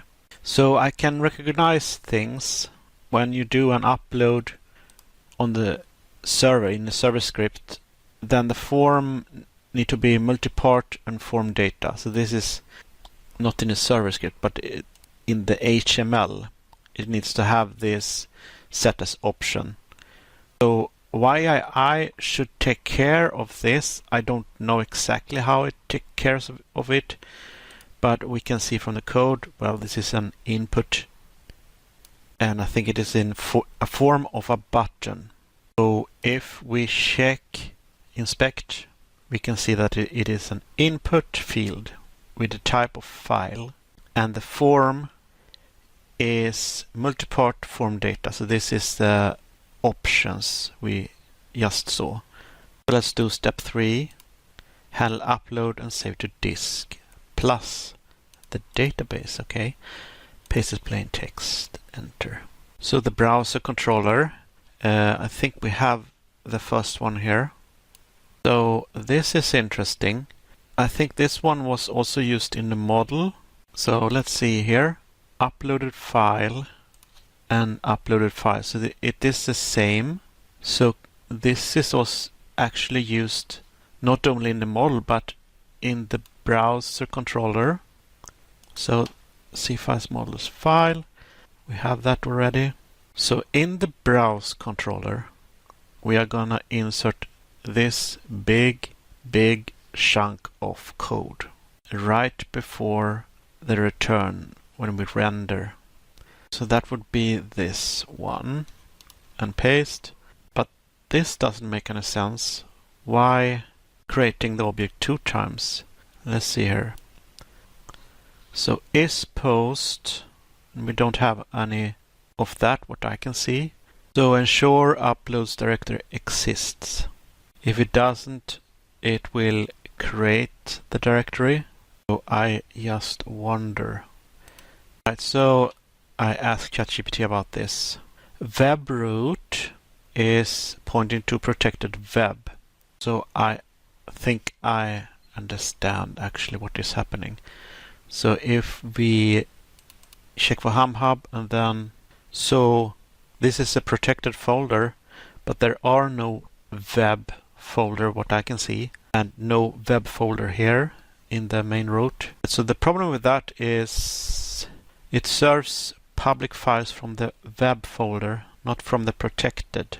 So I guess there is it will create a folder in protected web uploads C files. So it will create this directory if it doesn't exist, generate a safe file name and path. I think this would have a protection layer in case someone tries to hack the platform. So the upload dir or upload directory is created, and then we add the file name. So I think the file data is assigned. It is going to be sent from the browser to the server. That data package is going to be prepared to be saved to disk with the given file path. And then we are going to save to the database, the name, the path. And now we're working with the file model save, and that will save or make an entry in the database. And then we are going to be set flash success, which will be displayed here, I think. But it sets the flash, it sets the session, then it does a redirect with that session data set. So this is why it works when we do the redirect to the browse view. And we have the danger support as well. Database error during file save. If we couldn't save to disk, we will see this error. Fail to save file to disk. Okay, so are we finished? No. Now we're gonna add something in the View, add this below the folder list. So uploaded files. So here are the folders and list item for each folder. We have a horizontal ruler, but it will be needed for the upload. So before the HR and after the list of folders, and it will display the files. Could there be a problem with orphaned files? I mean, if we delete a file, then it will still exist in the database. So I clarified that when someone installs the module, they don't have access to the server. Is that true? Well, I'm thinking if you install from cPanel Softaculous, then they don't want to mess with creating a folder manually. So now we will see what it does if it is allowed. So I don't know. For me it looks like that this code will already take care of creating a directory, but let's see here. And so I get this vibe that this will not work, but let's see. Reload. Well, that worked. So guys, let's try to find some beautiful pictures. And we go to images. So I think this is really nice. And copy link. Please let it be a hot link. Open. And let's make sure that it... Wait a minute. Did I delete the geek folder? Well, anyway. It should be in the nerd and upload. So there is an integrity constraint violation. But did it create the folder? cPanel, File Manager, Enginator. Okay, so it exists in uploads, C files. And that is like an HTML. But we do not have a web here.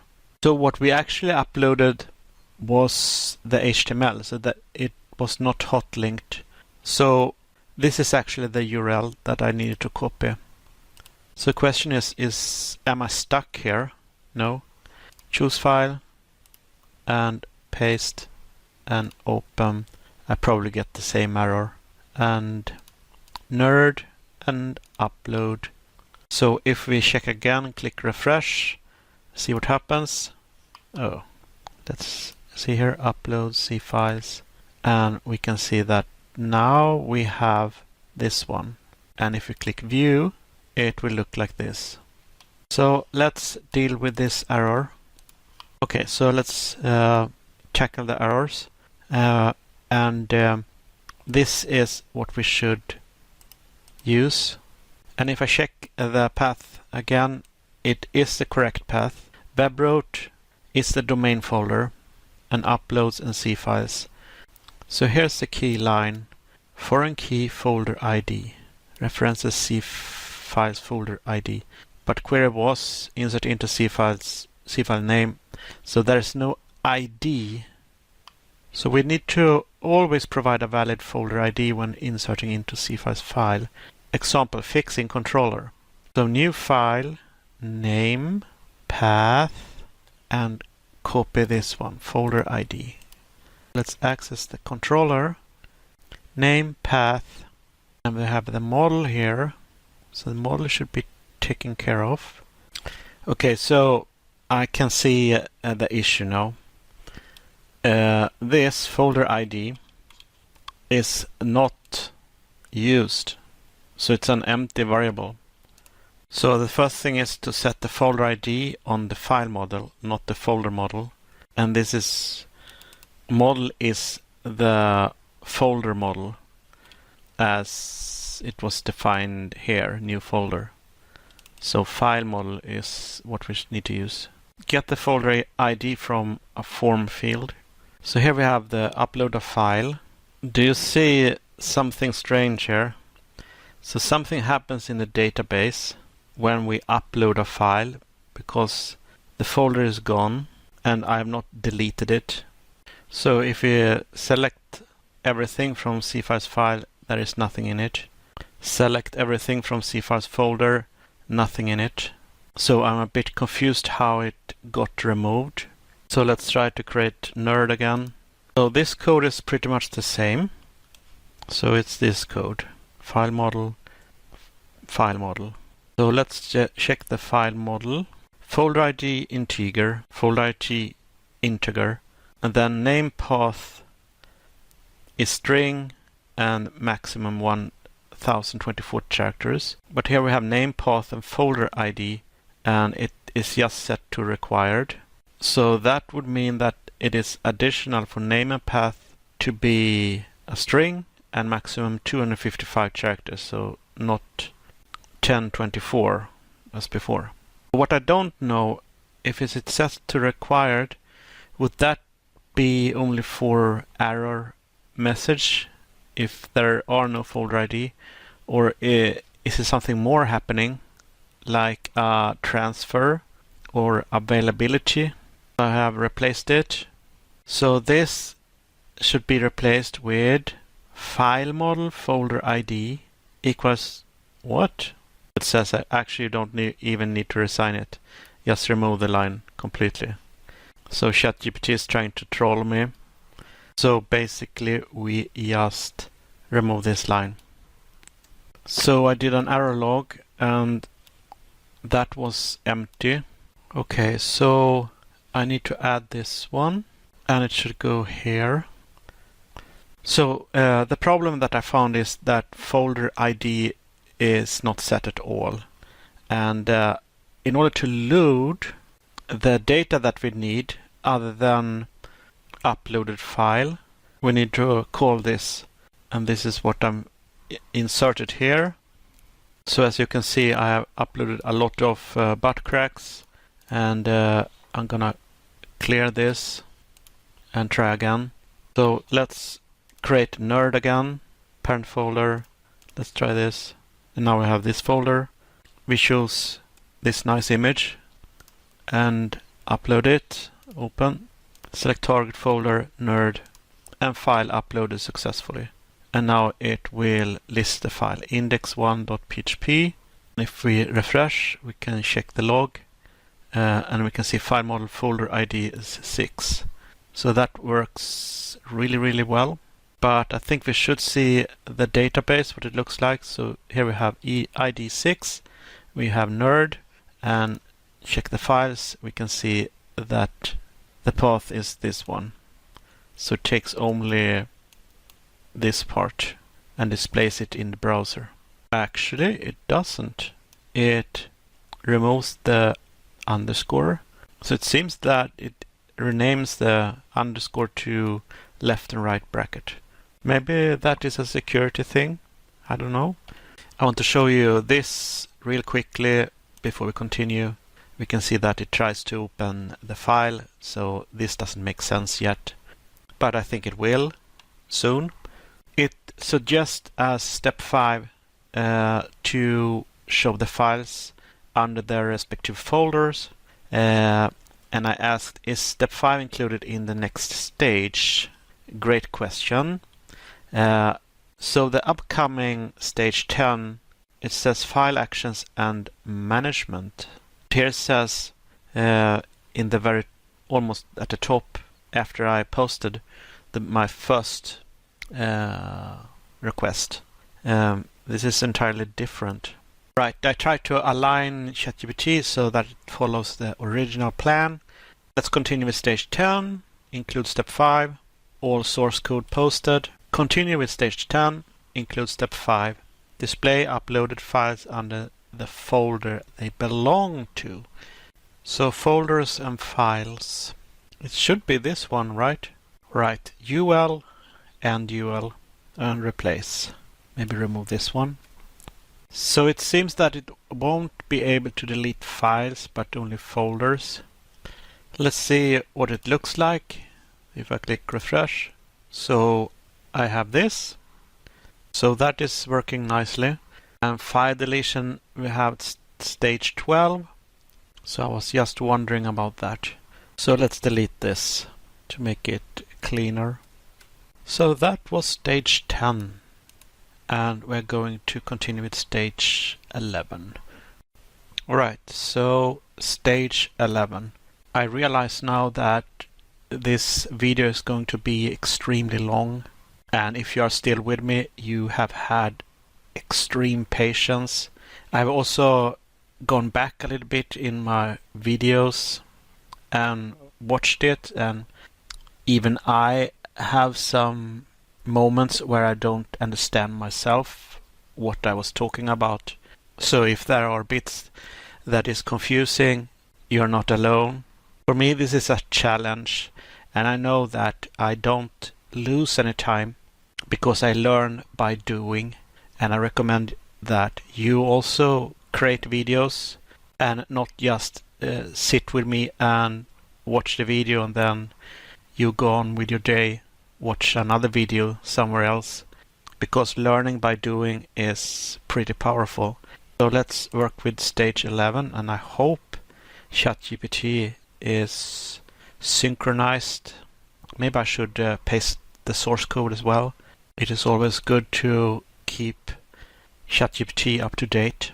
Okay, step 1, add a download action in controller. So this is the browser controller. This is the action index down here. Then build folder tree, and action delete, action create. So I place it in the beginning here. So first things first. This will be the absolute path, and it will look in the protected folder, then in HumHub, and it goes into modules, C files, models, file. So this is the file model that connects the database so that you can use the database to work with files. And find one will look for the ID, which is the primary key. Okay, so this is very strange. When I look in the database using phpMyAdmin, it is empty. And so are the folders. So it will return a file object. This is the absolute path, okay? If you want to use a relative path, then you use the use statement here. Using a relative path would not work. So I was asking ChatGPT if there is a way to go back in the hierarchy, and there are no such ways. So there are 3 ways: absolute path, and use the use statement, and this would not work because models does not exist in controllers. But if the file model were in the controllers, then this would work, but it doesn't. Alright, but anyway, now it has a file object. So if that failed, if it couldn't find a file object from the database, it will give an error message, file not found. So it adds a permission as well, so that guest will have to log in. It will extract an absolute path. I was a little bit concerned about duplicate if it's already stored in a database. Absolute path, don't want it to get a duplicate web root. Okay, so it stores only the relative path, and it does not contain web root, HTTP, or any absolute path. So this would work. It gets the absolute path, it checks if the file exists. So if I would get an error here, then we have an orphan file in the database. So about the database being wiped, tables still exist, but the data is gone. ChatGPT thinks that this is because of, for some reason, the migration script is run, and now we add a protection that it checks that the files folder, the database C files folder, if it doesn't exist, then it will run this. Same for the C files file. So I will replace this, and hopefully this will fix the error. So I suspect this line is actually what makes the file download dialog appear. So I will replace everything after this so that ChatGPT doesn't get confused. And send. So after this, no code will run. So there is no need for error checking, because for error checking it needs to make a set session and then a redirect so that it can display the error message. But this is the last thing that is run. So now we need to change the index file, and we need to find this line.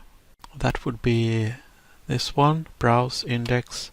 So I think I know what is going on. Here it lists all the files. So if we reload the page, let's create geek, create folder, copy the butt crack, choose file, open, target folder geek, upload. Now we have it here. So we can see that we can click on it, and this is the link. So this would mean that we are calling the download, not the controller, but a download view. Maybe there is a download controller. If we go through my controller, and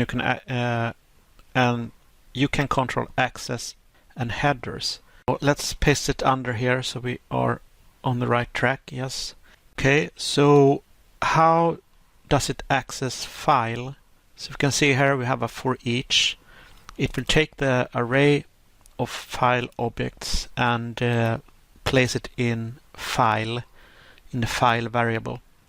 So this is how it accesses the name and the ID. So here we can see that we don't have any download controller.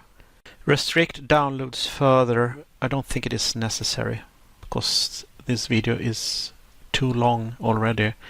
So let's see here. I'm a little bit confused because I don't have a download controller. Send. Oh, I'm getting a little bit tired. So it points to the browser controller, and action is what connects the download to the correct function. So anything after action is what connects in the route. Okay, so now I understand this, that the file ID will be assigned to ID. It's like, I hope you get an aha moment now.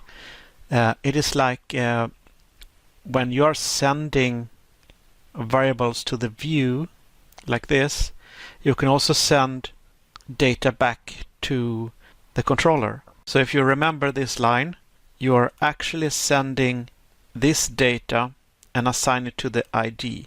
So this will go in the function header. So if we check the browser controller, and at the very top we have action download. This is what is transferred. The ID is transferred to this variable, so we can use it. So let's check this again, and we click refresh. And here we have the file. So if I click this one, we can see that it downloads. Isn't this awesome? And I hope that my videos become more interesting when we make small changes and we see what happens in the browser instead of doing a huge change with multiple files and we don't know what is actually going on. And this is why I use stages and why I went into steps. So we have one stage and multiple steps. So guys, this was stage 11. And now we're gonna jump into stage 12. Alright, guys.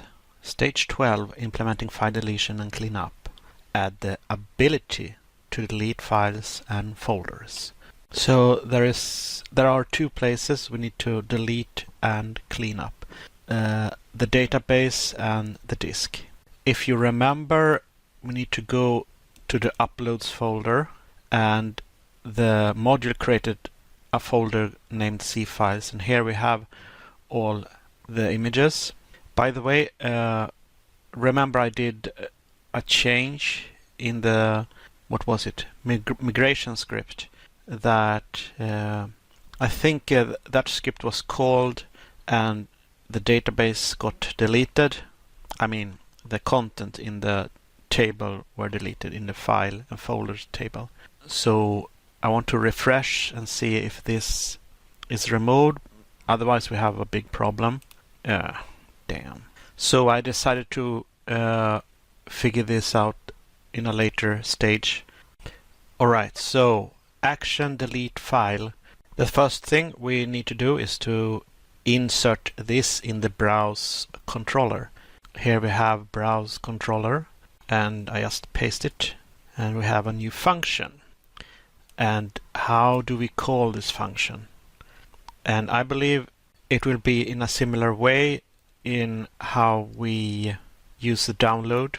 So it will call the browser controller with download, and that would be combined with action. So it would be action download.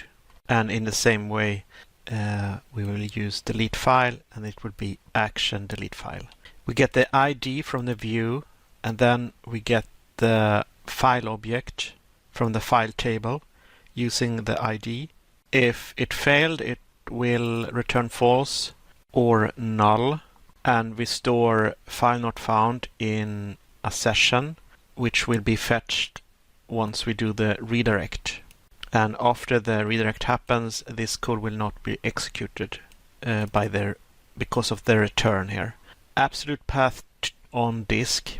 File path is relative, and we make it absolute by using the web root as an argument in the get alias. Then it will do a check on the server to see if the file actually exists, and then it will call unlink, and whatever file absolute path is pointing to is deleted. I was checking the @ sign, why it's use an @ sign, and this is to suppress error, and it's a defensive move, because even if we checked that the file exists, it is a tiny chance that for some reason it will generate an error anyway. Maybe if the file is read-only, that could cause an error. But anyway, it deletes the entry. So the file object has everything, all information to make a safe delete from the database. So that specific item will get deleted and nothing else. Then we store file deleted in a session and return to the browse controller with its view. So I think if nothing is used after browse, it will call the index, action index by default, and prepare all information, and then it will render the index view. So this is why it works. So now we need to do something graphical in the actual file that handles the web presentation. So as I suspected, it will call the browse controller with download, which means action download with the file ID. Okay, so this must be the previous link, the download link, and right after the download link we will use a trash can symbol. HTML entity encoder decoder paste. Why are there strange? There are two. I don't understand this. So why are there two HTML entities? But anyway, let's copy and we go to index. We check the download, and after the download, let's just place it here for later use and copy this code. And then we use the HTML entities and replace this. So now we can try to test it visually. Let's create a nerd, create folder, and we have nerd. Then we upload a file, and you know what file I'm talking about. Delicious. So upload file in nerd. First we need to click this one and open, and now it's uploaded, and then upload. So we should get index.php here. And now we have a delete symbol here. So if we click this one, hopefully the file is deleted. So delete. Are you sure? That is cool. If you click cancel, it is still there. And if we click again and click OK, it's deleted. So it's amazing. It works magically. So this was stage 12. Now we will continue with stage 13. Stage 13, implement REST API support. Add API routes for file and folder management. So to be honest, I have not been working with implementing REST API before, but I have been using it. So basically what you can do is you can call this API or the functionality that we just saw with uploading files, deleting files, etc., etc. But we can do it externally. So that basically means that you can have your own server and you create a hello world page and you create a form and you tell that form, I want to use this API in form of different URLs and sending instructions from that form to manage the things you have on your HumHub platform. So what we're going to do is, we're going to create a folder named API in C files, controllers, and here we're going to create an API folder. Then we are going to create this file, API controller.php, and paste and apply. So let's copy the content of this file and paste it in here. So this is interesting. It overrides in routes if needed, but it does this from the file model. So I'm a little bit confused because in the browser controller you have all the functionality. So delete file, download file, and index and so on. So if it takes the routes or the API functionality from the file model, how does it now know how to connect to the browser controller? So let's analyze this line. So why I have REST API support built in. So this tells YI's active controller. When someone makes a REST API call to this controller, use the file model for all the data operations like listing, creating, updating, and deleting. So I was probably wrong that it is not using the browser controller, the different actions there. So is this like an SaaS where you have a client communicating with a database using API? And how will it connect with the file handling on the server when the model is actually just there for the database? So remember that why I have REST support. So under the hood, if you do this call, so a get is when you simply use and enter a URL in your browser, it will perform a get. And when you implement a form, a submission form on a website, you can use either post and get. And get will convert all fields into parameters in the URL. Post will convert all fields into a data block that you send in the header, I think, instead of the URL. So this means find all. Let's check the file model again. So I can't really see it here. Okay, so things are clearing up. Yes, the REST API is only about the database model. So this is CRUD operations. So CRUD stands for create, read, update, and delete. The REST API doesn't handle file system logic automatically. So in order to do that, extend or override the controller actions to add that logic. Example, table has this row and the ID is 5. We use this in the URL. It will return a JSON response, but it does not serve the file content or validate if the file exists on disk. The connection to actual file handling is done by overriding controller actions in your API controller, like this. So action upload and browser controller, action delete, action download, action index. Alright, so we don't have any action upload here. So I guess this is done by the action index. So when we upload a file, it will... This is interesting. Remember, we have two buttons. One for uploading the file. So this will trigger a file upload dialog box. And there you find the file that you want to upload. And while it is uploading, you can tell that it is busy until it's finished. So something is happening after the upload. So when you click the upload button, so here it creates the upload form.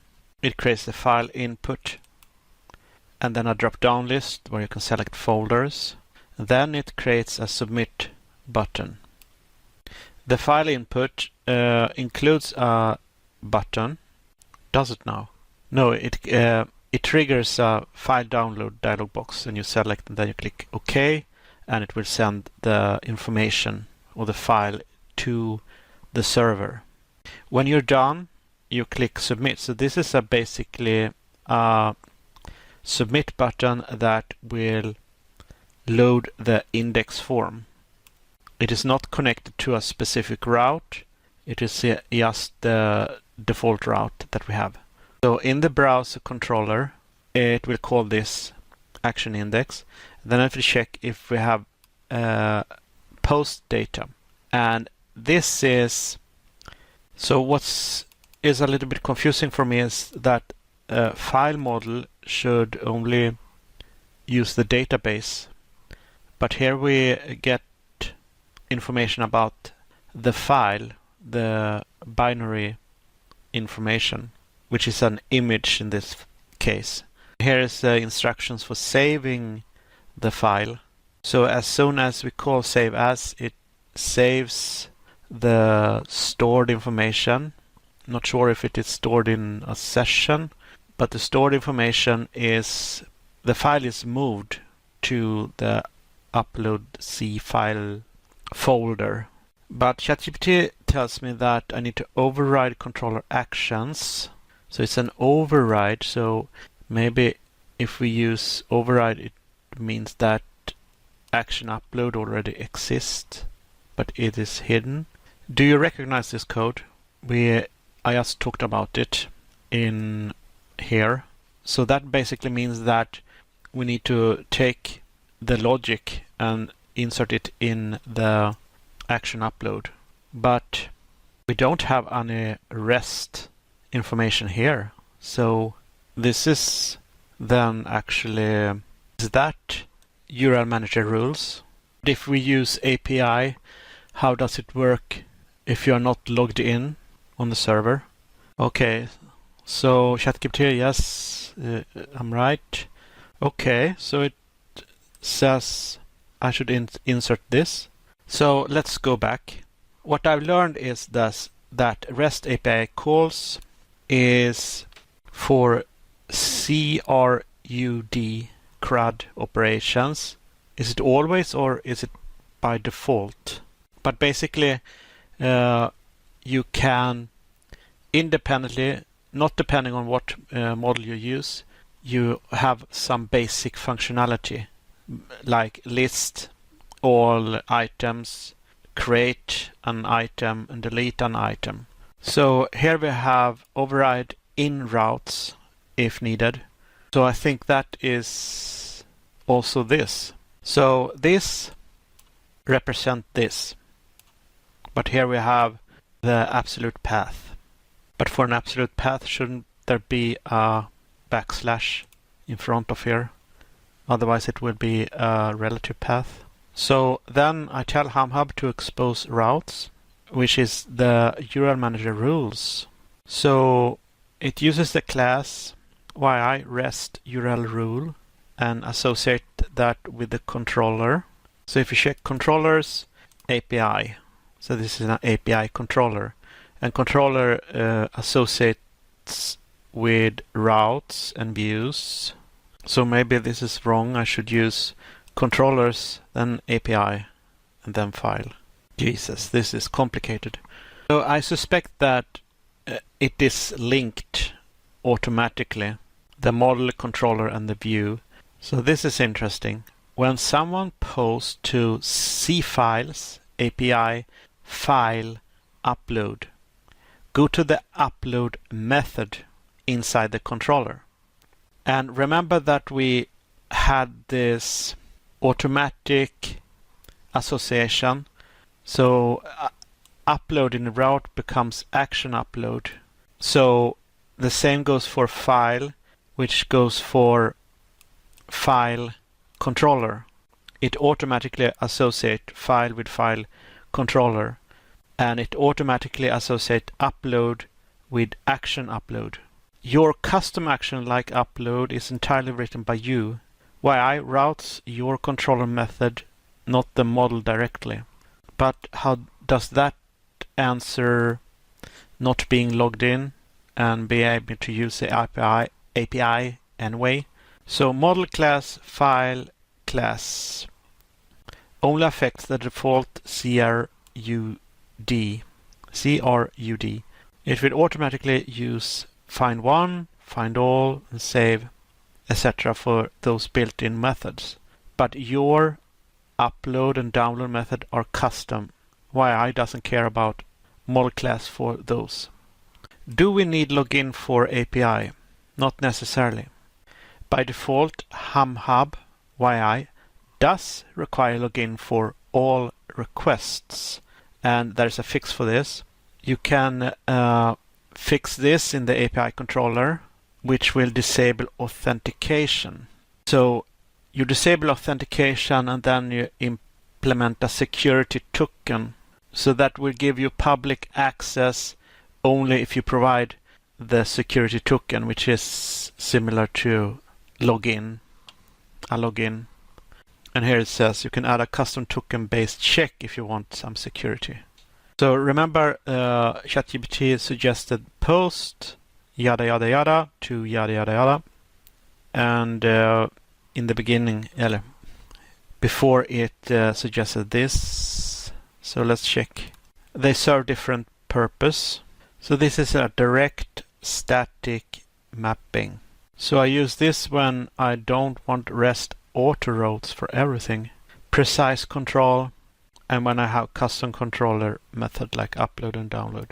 So this is RESTful auto routing based on standard CRUD methods. So I can use both. That's interesting. It will give auto REST CRUD and custom upload. What the heck is this? Toodaloo, toodaloo, toodaloo. So post something to something manual route and do this to do this, which represent this. So ask me after 1 hour how everything works. I probably have forgotten about it. So anyway, this is really, really cool because now I know what actually happens. So we expose the CRUD for both the file and the folder. So let's go into URL manager rules. And remember that this will not work if you don't have pretty URLs enabled. And if you installed through cPanel, Softaculous, then pretty URL should be enabled by default.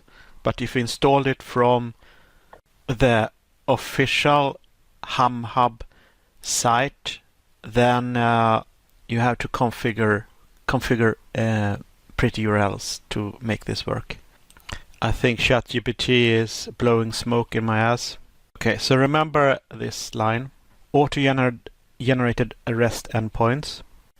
Y split file controller and folder controller. Wait a minute, does this mean that I create file controller and folder controller in the API folder? So once they are split, I can customize them independently. So in file controller, I can add upload endpoint for files only. So this way it doesn't affect folder control, but only the file control. Recursive folder listing tree view. So folder controller, action tree. Adding permission checks just for files. Alright, so guys, file controller and folder controller goes into the API folder. REST logic is separated from regular UI logic, user interface logic. Keep it clean and modular. Oh, this is interesting. This is the same as before, but controller is defined like this. Treat them as REST API endpoints. So let's do this. But first I need to test the endpoints and see if it works. I lost the image, so I want to find a new cool image. I found one. I think this is very nice. Copy image link. Okay, so I think I have the URL. Copy. So let's upload image, paste, open, and nerd, upload file. And it takes a moment, and here we have the image. And what we will do now is to test this out. First / in clipboard. So this means that I will replace first / like this and enter and page not found. So let's figure this out. So I suspect that I actually need to have folder controller and file controller for this to work. Right, I've created file controller and I'm creating folder controller. File controller wants this and save. Folder controller wants this. Folder and folder. I think that's the only difference. So let's try this again. I suspect there is a deeper problem, but let's try it. So this is pretty cool, isn't it? What happens if I use another browser? A browser that is not logged in or signed in into this open source platform, HumHub. Security concern, guys. And enter. Da-da-da. This is dangerous. So I'm asking ChatGPT. I typed this and got a page not found. So because we have, if you check the URL manager rules, they point to a folder controller and a file controller. So I needed to implement them in order for this to work. So ChatGPT is blowing smoke again, and it confirms that it expects to have a file controller or folder controller. So can I add custom actions in API controller instead of using file controller or folder controller? Yes, but there are some important Caveats. Sounds like caviar. Caveats. Caveats. It's not caveats. It's caveats. All right. So it automatically provides these. For example, add an upload action. All right. So extra patterns, post upload. But this points to file controller. And of course, yes, file controller. So active controller expects each controller to manage one model class. So no model class, no active controller, just regular controller logic. But only if you remove active controller usage. So I need to remove this one. So behaviors, control, authentication, access rate limit, etc. So does this mean that I can replace, if I use this in behaviors, but I already have this? Or do I? Yes, I already have this. But if I use this one, so I replace with HTTP basic authentication, then I go here and try to access this. I still get the information.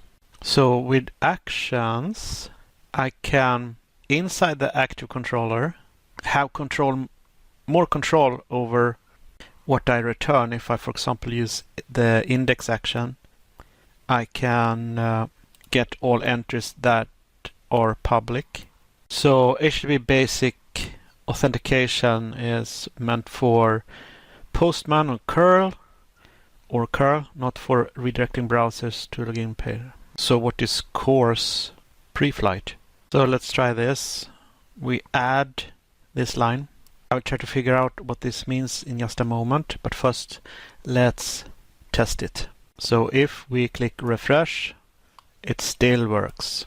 Damn it! So course pre-flight is one of those behind-the-scene browser behaviors that is super important when you are working with REST APIs, especially across different domains. So course pre-flight is a special kind of HTTP request the browser sends before the actual API call to ask server for permission.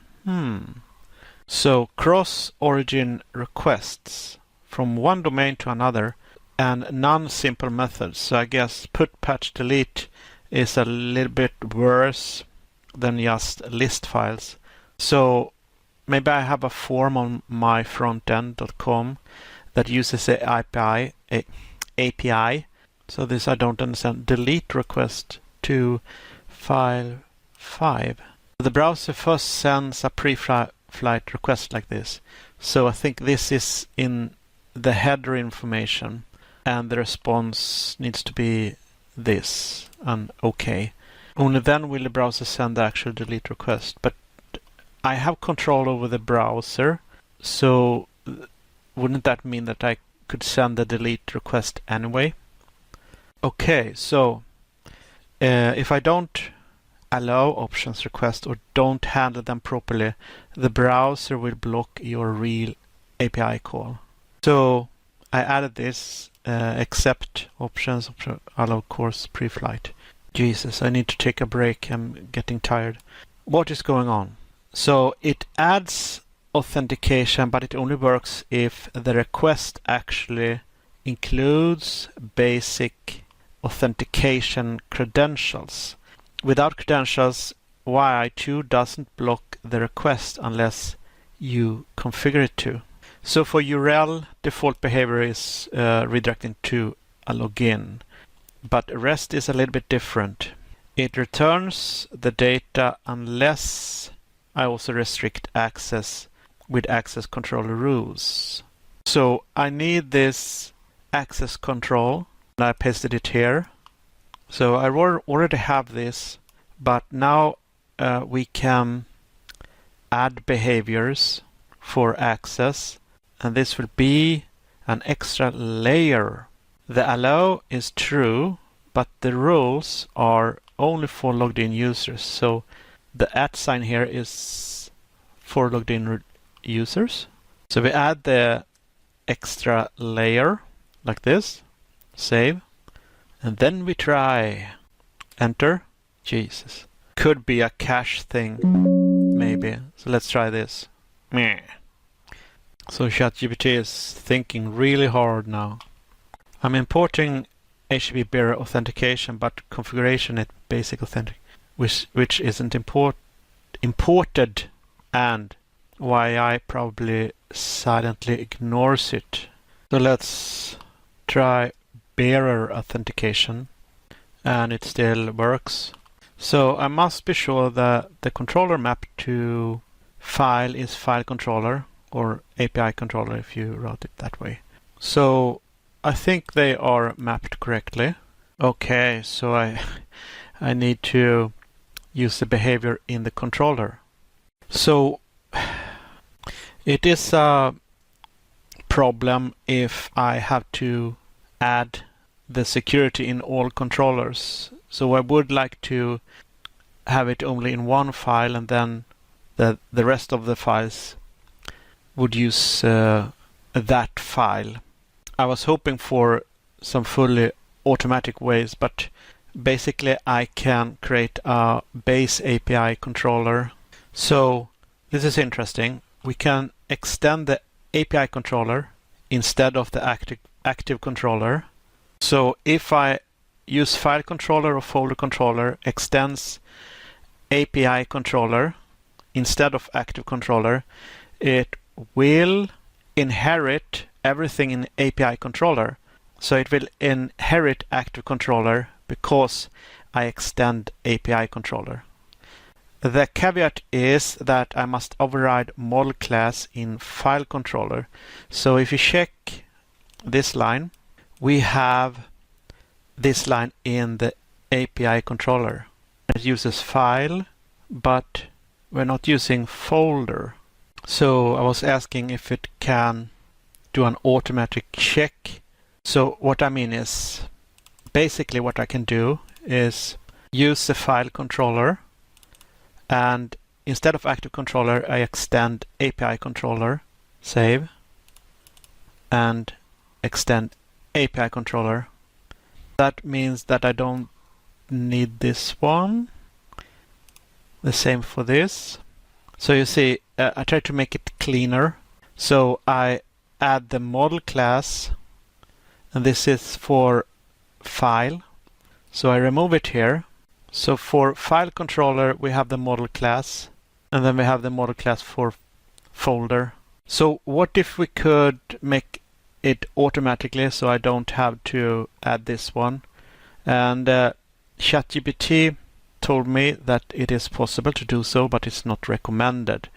And I think it's because we would need to use reflection, and we would try to figure out the controller that is used. But I think I will skip this because this is a little bit overcourse. But hopefully, if I try to access this now, we will get an error. Nope, we will not. What if we do this? We copy everything and add it to the file controller and see what happens. So when I did that, I got the same result. It doesn't work. By the way, maybe it can't find API controller. So what I mean is that maybe I need to check administration and see if the module is gone, and it is not, so that works.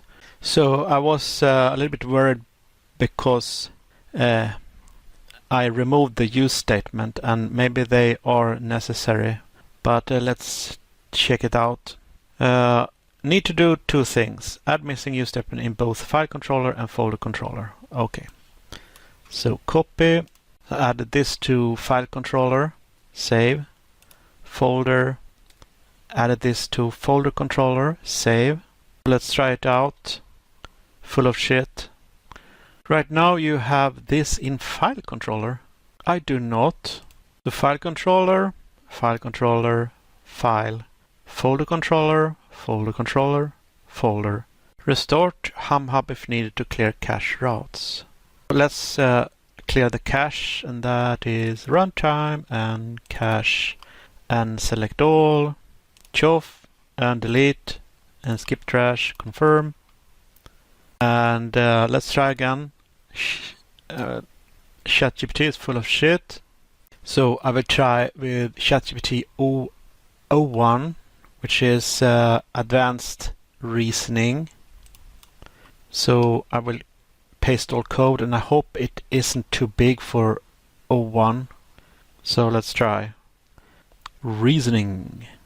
So I'm logged out, but Jesus, this is public.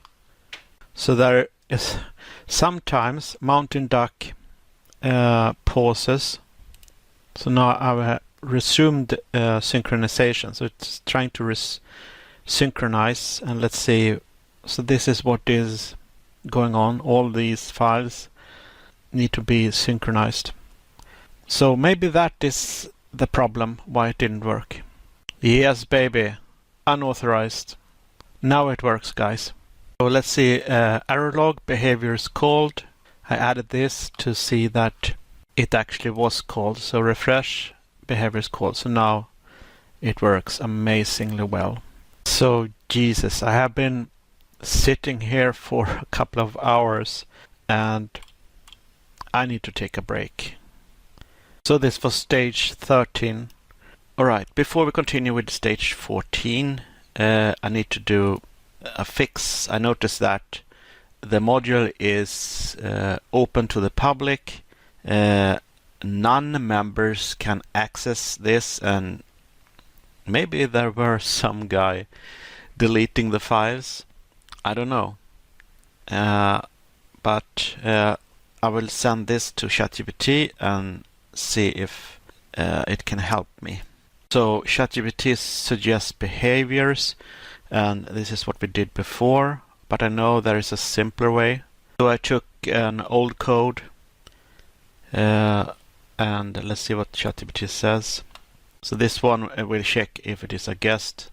So ChatGPT kind of gets stuck in what you did previously. So it suggests this, which maybe perhaps is more used when you do the REST API. I don't know. So I'm trying to help ChatGPT to make more sense of it, so that the module is not listed at all to the public, maybe to guests. So I think whenever we do add item, we need to have this code. So this was a module in the birthday module I did a while ago, and here are the events for C-files module, this module. Okay, so I added all the restrictions to every place where it adds the controller or the module. So if you check here, you could see that I'm in a different browser, and we can see the plugin here. But if we click refresh, it should maybe not.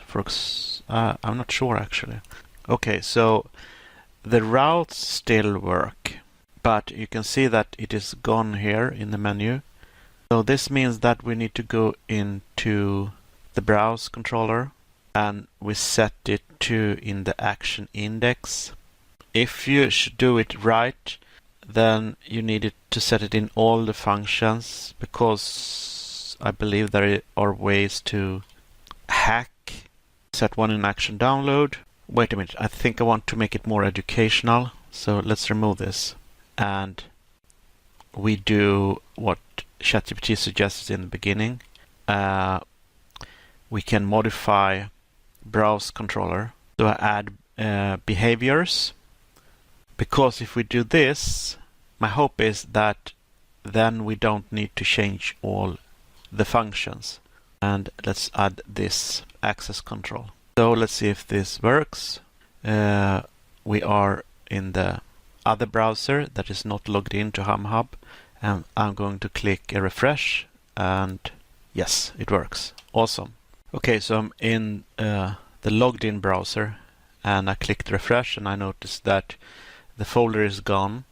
So remember that I talked about I had the problem that the folder gets deleted, and here we have delete folder ID, and this is in the folder model. So C-files deleting folder ID. I noticed another thing, that I didn't get a message for deleting file ID. So if we check PHP myadmin, folder is gone here, but file is gone, and we didn't receive a message, an error message about that. So that is a bit strange. Okay, so about the deleted entries in the tables, when it suddenly gets deleted and I don't know what it is, got some help from Tony, and first I added this, so we know that I got this log information, and ChatGPT suggests this code, but it is a bit dangerous to use it, I think, because when I use spaces and such in HumHub, then things may break. So Tony suggested this, and ChatGPT suggested to use set the strict member or strict property of the behavior object to false. And when I noticed now, because I didn't read this because I was tired, Tony actually added it. So I'm going to use the strict to false. Here is a PHP above 8 or from 8 to and more and higher. We can use this, but this is more code, and what I'm going to do to make it simpler is to if it doesn't work, if this code doesn't work, then I'm going to use this instead. Can you see how lazy I am? Add an error log. I could have written it myself, but I'm too lazy. But here we have the function. Well, I have to do some work, I think. It's necessary to do a little bit of work. So now I can be sure that this is my information. So what I'm gonna do now is to do a small test. So there is one problem. I tried to use the REST API and it says invalid credentials, but I'm logged in. It could be that I need to create a folder again. So let's create a folder and let's upload a file. Yeah, you know what you like. Let's copy this and choose the file, paste, open, and folder nerd upload. So let's see if this works, and it does not. So I asked ChatGPT about it. I pasted the file, the code, the URL, and the XML that I got that I'm on unauthorized. This is unexpected behavior, and it works as it is supposed to. So it says that the browser session cookie do not count, and that is the core ID behind stateless REST API. How to test it? So this is probably one of those when I get a token or a key that I will need to add in order to make it work. So here is what I want. If you want the API to also work while logged in via browser, just for development or testing, you can temporarily allow HTTP cookie too. So that is interesting. Oh, HTTP cookie. Right, and imagine if I had used behaviors in in the file controller, or folder controller, or new controllers that I create. I have to do this code over and over again, but this will work for both the file controller and the folder controller now, because they inherit from API controller. So that is pretty cool. So let's try this. So it's really cool that everything is like a puzzle. You are missing bits, but when they fit, you kind of get this feeling of a broader understanding how things work. So let's refresh, and I was so sure it would work. So internal server error occurred. If I refresh, I get this, and I have no problem with Mountain Duck when the sync is paused. So missing import. Do you see this? So I need this as well. Please work now. Refresh. Nope. Okay, so first I want to press Ctrl and F5. Then I want to delete the cache. Ctrl F5 did not work. So protected, runtime, cache, select all, delete, confirm, refresh, add error catching for testing. So basically this class does not exist. So that is why it didn't work. So let's go back, remove it, and use the HTTP bearer. Remove cookie authentication. So now something should change. It will still not work, but we get a 401. So ChatGPT is confident that it can create a cookie authentication class. So it could work with cookie authentication class if we add it where it is needed in the API controller. So I want things self-contained and avoid too many files. So let's just try this one. So notice how it is very similar. I wonder if this actually exists, composite authentication. So if I'm not mistaken, if you want to check this filter, you go to vendor, then you go to YISoft, and you go to YI2, and we should see filters, I think. Here, filters, and then auth, and composite auth. So that exists, but I suspect it doesn't work anyway. But let's click refresh. Yes, it works, guys, it works. Yeehaw! So I was thinking about if I could hard code a token, because otherwise you have to use authorization in the header and have like a token in it. And then you need to build support for in the database to use tokens, and have a way to create tokens in HumHub, because ChatGPT tells me that HumHub does not have a natural built-in way to create API tokens. But if I want to cross that bridge one day, I would like to have like support code, and we could, for example, use Gandalf as a token instead of long code with characters that doesn't tell anything. It's just a random thing, random string created. We can use Gandalf because I like Gandalf.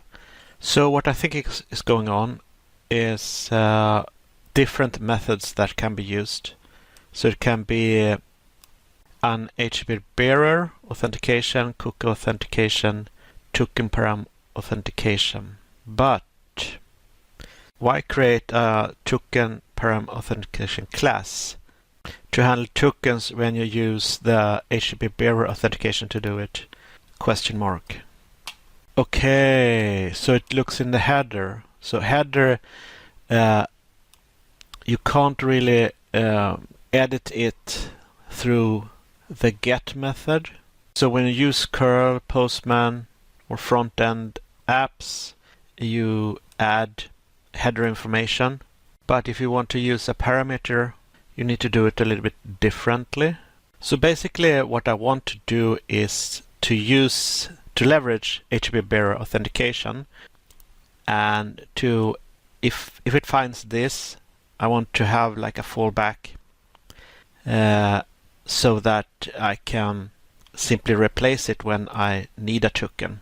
So here I extract the request, and I extract the parameter token and check that it is actually Gandalf, and then I set headers.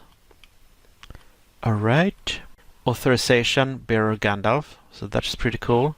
So now we have a bearer class and a cookie authentication class, which means that I can use it normally if I'm logged in, and I use this if I'm inside another browser.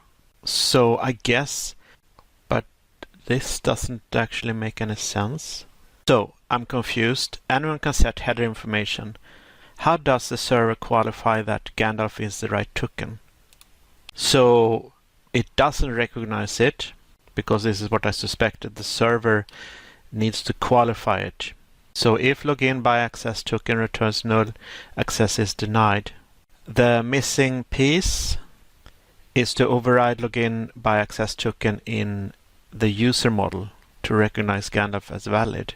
Okay, let's do this. So C files, models user.php. So I asked ChatGPT to help me create a user PHP model. So this doesn't make any sense. Okay, so let's remove user model, because this would require me to modify things outside the module. It created a hook, that is what ChatGPT told me to do, and I don't want to do that. But what I want to do is kind of using this, and let's remove this one and just check that we have basic functionality. So this works now because we have the cookie functionality. To be super sure, let's remove it. Remove this, save, and refresh. Then we get 401. So now what we do is we use this class token user. This will be an inline custom class. So I just want a way to trigger this check. Right, so in the API controller, we hook into the init function like this. This means that the identity class is something that we create here, and then we transfer this into the identity class. But there is a code missing, and that is basically this code. Okay, so request is undefined in that context. Good to know. So let's do this instead. Okay, I see what ChatGPT wants me to do. So let's go back and remove this, because we are gonna set the token in the init, and we do something in the request object. We set the headers, and we set authorization bearer, the token param, so that it does the check in the token user class as intended. This means that we need to find the init function and add this code. So something like this. So will this work? I don't know. Let's find out. Shall we refresh? And this works. And this should not work. Yes, but if we use question mark token equals Gandalf. Now let's check it. So this is in another browser that is not logged in, and it works. Guys, it works! Amazing! So I think I understand it now. You set the bearer in the header, and this is the token, and we create that token on the platform. So then we find in the user table, we look for the API token, and if it finds the token, it returns the user. Alright, so I think I got it. Awesome. Alright, so let's do stage 14. Implementing folder management features. Allow users to create, rename, and delete folders. Before I dive into this, I want to check something. I want to check that the fix that we implemented, that supposedly is a solution for the not file deletion, but table data deletion. So if I click refresh, it is still there, guys. It worked. I want to check the log as well, but before we do that, I need to refresh, then log in. And here's something, a little trick that I discovered, that if you want the pages to not change to a login, you need to change the CP session. So, and then you press enter, and then otherwise it doesn't check the cookie. Instead, the cookie, I think the cookie is this one. And by the way, it is interesting to see, because I've not felt so well, and I took a break for a couple of days, but you can see that in HumHub something is going on every day. So Yesterday I did nothing, but it is calling the events here. The question is though, and this is a little bit strange, I expected this to be called, but I didn't find it in the log. So maybe, I don't know why I have not received this log information. It could also be that it is not public anymore, because if you remember, this page was public, so somebody may have pranked me. I don't know. Alright, so this is cool. I think we're gonna copy action rename into browser controller. So we are gonna receive the identification or ID of the folder that we want to rename. Then we are gonna get the folder object from the model. I'm still a little bit confused why the content of the folder model file, why it is so lacking of information. It returns a table name, and well, that's the table name, and it has a couple of rules when you do CRUD operations. So I think the data is actually in the active record, and this is just a thin layer, but it has the folder object, gives a warning if it failed. So I wonder about this. Is this just to check that the folder loading succeeds? So I was asking ChatGPT about it, because if you use folder find one with ID, then it should populate the folder object with the information from the database. So this is why I don't understand what load is doing. Okay, so it is populating the model with data submitted via the form. So that is the post data in the HTML form. So this is the old command to get the post data information after you submit it. So this is on the server side.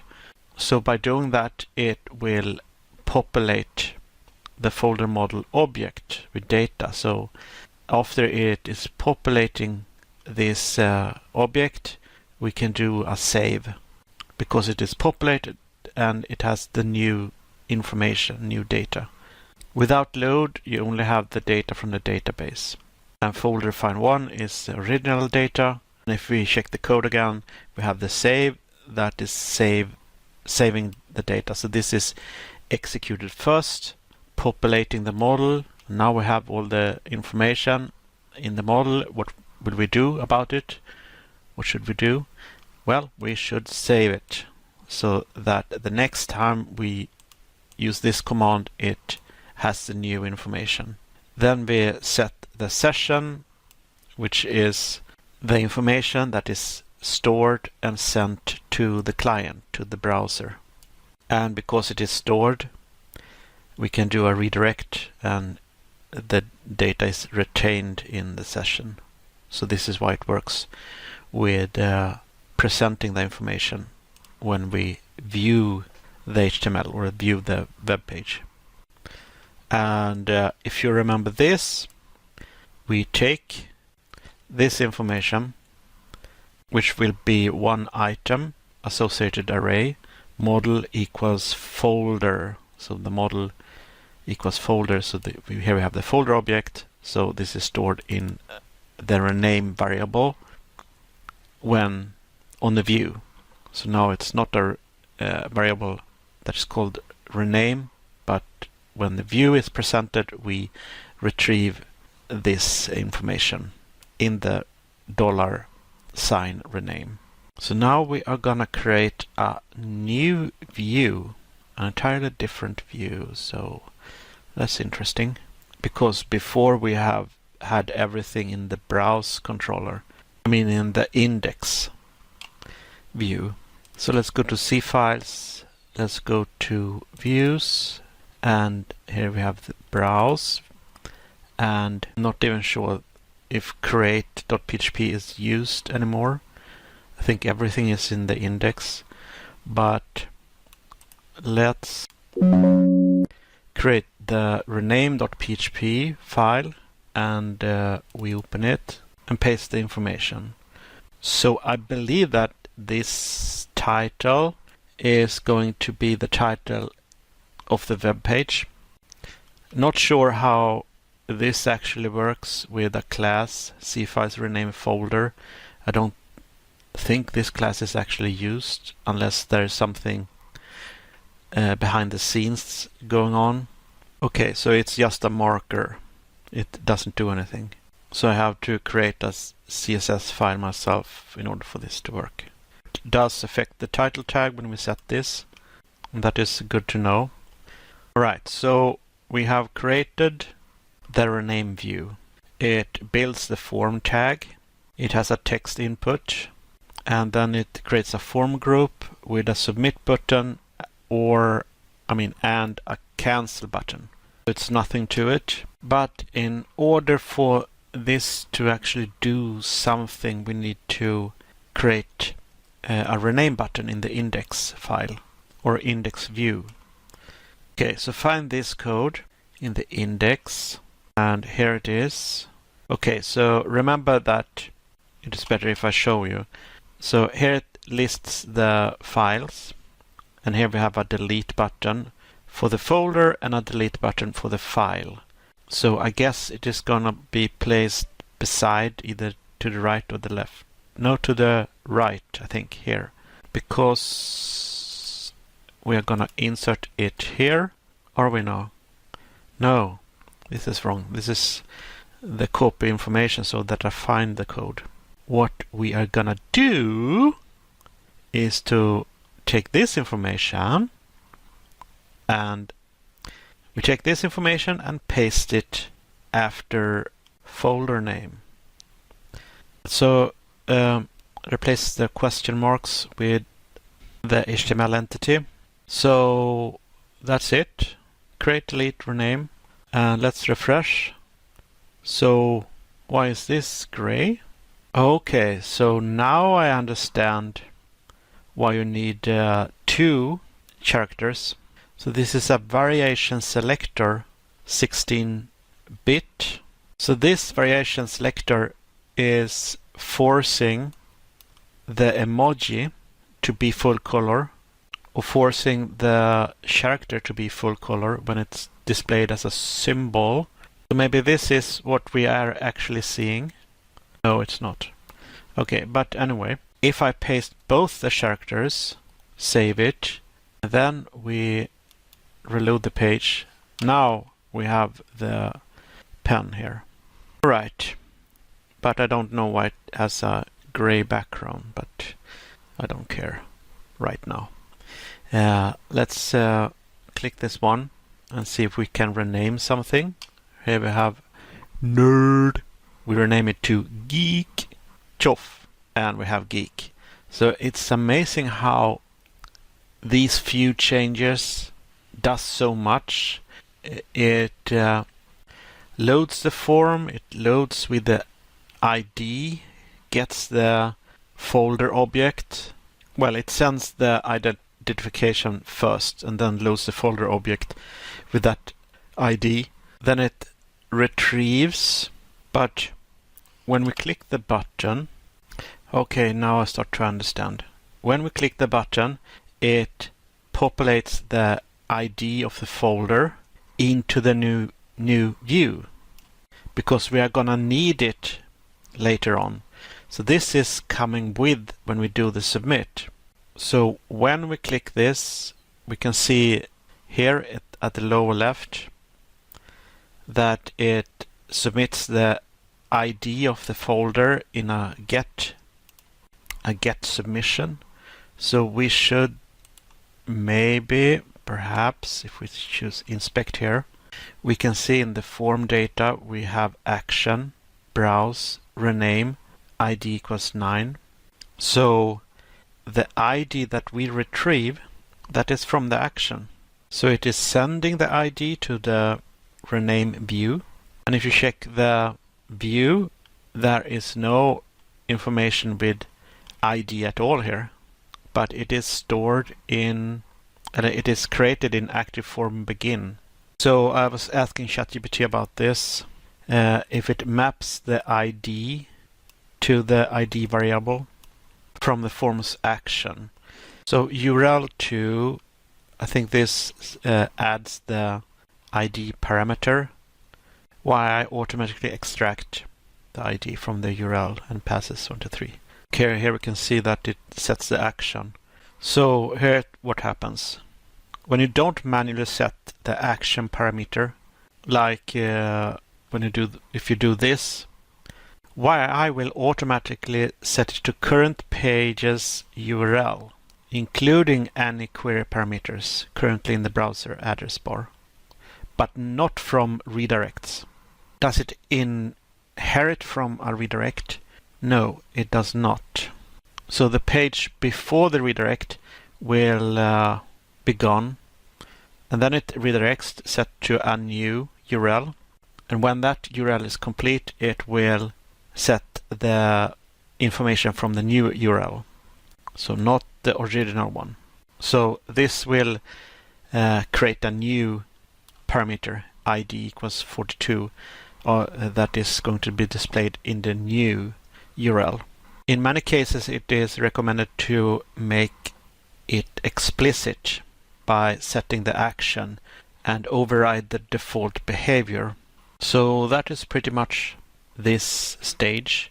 Something that I'm missing is something called IntelliSense that you have if you, for example, use Visual Studio. You can load different languages. So when you type an object, for example, you can type the form object, then it will automatically resolve all members and properties in that form object. So you can go and take a look at it and kind of get a sense of what that object does according to the members and the properties. But I think if you use ChatGPT and you don't have that oversight, that after a while with enough repetitions you can type all this without any help from ChatGPT. But I'm not that smart. I'm not that I don't have that kind of photographic memory, so it will take a lot of repetition to be able to type all this from memory. By the way, I got a realization that this is probably for all users and not individual users, that one user have this image and another user can't see that image because it is not shared. So I will not do this, so that individual users have their own set of files and folders. I think this video will be too long, even if it is a simple implementation to do it. Anyway, this was stage 14, implementing folder management features. So what we did was just this one, rename.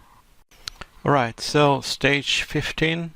So now we are going to dive into user interface enhancements. So let's dump all files so that we can keep ChatGPT up to date with the full source code. Okay, so what ChatGPT is suggesting is use folder and file icons with better alignment. Add hover effect to buttons. That's pretty cool. Show timestamps. Code cleanup tips. UI grouping, and that is optional. So including font awesome. So this is pointing to Cloudflare, and it looks like this is a general link. I think the best thing to do is to check for this link in the browser, because there could be style sheets and necessary style includes that is happening before the view is happening. Right, so Geek is still here. It's not removed. So let's check page source. I don't think we have any font awesome here. So how do you really do that? How do you include something that usually goes in the header when the header is already generated from the view? So let's see if ChatGPT understands this. So we can register font awesome from inside my module view, and then we can add it globally, but I don't think we should do that. So let's add this at the very top of the index file. So, okay, so at the very top, so before this. So I try to remove new lines and stuff because I could recall that I had problems with that if I add a space or a new line.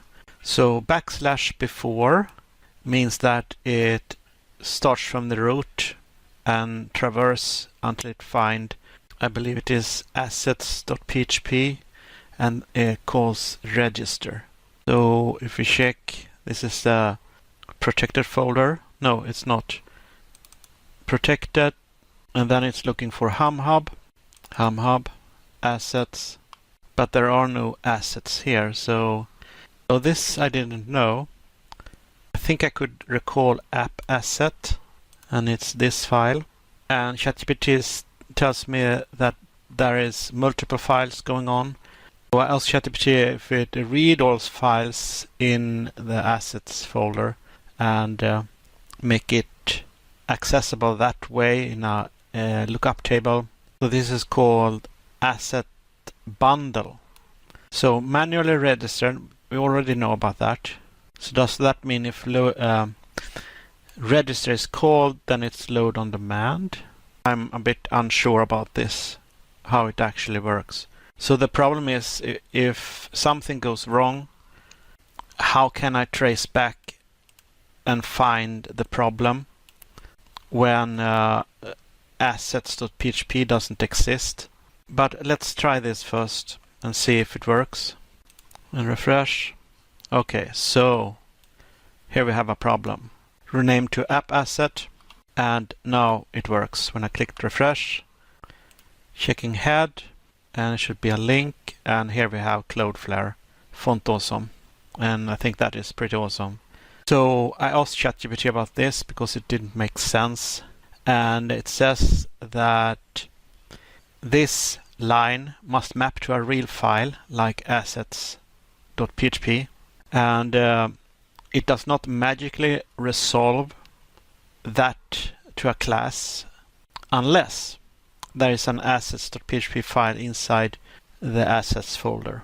So it needs assets.php in assets folder, but it also needs in that file, and that should be referenced to the it. So assets.php declares a class in assets.php, right? Throws a fatal error if it doesn't. So I asked what happens if there are two classes in app assets.php, the file that found register that made everything work. So it says that only one class per file is the YI convention, but it leaves room for breaking that, but it might confuse YI. So if you have a second class called assets, then it would be possible to call it like that, but it would be difficult to debug. So this is what I read from ChatGPT, what I understand from ChatGPT. So I actually want to try this. I think it's important to learn if it is actually the case. ChatGPT could be wrong. Let's copy all this and create another class, and we name it assets. So now we have saved app asset, and we have a class named assets. First thing I want to try is if YI does something behind the scenes so that it throws an error or something breaks. Refresh. So that worked. Now we go to index and we call assets. Save. So if this works, it would be really, really confusing, because how does it know how to find this class? So let's refresh, and it seems like it is working, and it included the Cloudflare. So that's really, really confusing. So as we'll be asking ChatGPT how that actually works. How can it find assets if I don't use a file named assets? One of those it works, but why? So we have PHP autoloading via Composer. Okay, so Composer will be looking for that file, it seems, if it's not found. So it has an autoload section in composer.json. It will look for assets.php, but it's not found. Then it will find, it will search for files. It finds app assets. PHP parsed all classes. It exists in memory. So it's not best practice. It's fragile, and there are different tools that analyze, and it might break if you use these tools. So that is why you should create a standalone file instead, called assets.php. So I renamed it back, and it's following best practice. Refresh, it works. So step 2, replace basic icons with font awesome icons. So I will search for this file. I will search for this code and replace all this with this. Right. This is where it lists all the folders. So this is very strange. For some reason, index.php was removed. So if we click refresh, now it's blank, and now I restored it. But it is a little bit scary that files suddenly get deleted. But now we have these kind of folders instead. Okay, so this is handled by font awesome. Okay, so it's not rendering the icon as an image, so it's font glyphs. Does it slow things down? It can, but usually CDNs are fast and widely cached. So CDN is a content delivery network, and user might already have it cached. When it is widely cached, it means that other sites might have this cached. So it seems that font awesome is pretty popular, and the browser will cache files.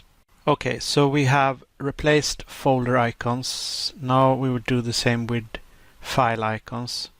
So it is this code, and we have it here, and let's replace it. So keep an eye out for this icon. Let's refresh and see what happens. And it changed this. So let's try to add time stamps. Okay, so this text, if we add a break, line break, wouldn't this mess up the layout? I don't know. Let's try this and refresh. Maybe not. But shouldn't we... Wait a minute. The folder name is gone. Okay, after this one. So let's insert this after, save, and refresh. So it looks like this. I think it's pretty nice. Now let's add hover effects to buttons. Index.php. So I think I need to do the same thing as with the font awesome link, but instead I paste this and see what ChatGPT tells me. So basically register CSS. So notice these less than characters. It is 3 of them, and they are called herodoc, and it's a way to define a multi-line string, and it starts like this and ends when it sees CSS on its own line. Right, so I added this and see if we can get some hover effect. Not sure if it will find register CSS, but let's see what happens. That worked. Okay, so this should be in the bottom. Well, let's do that.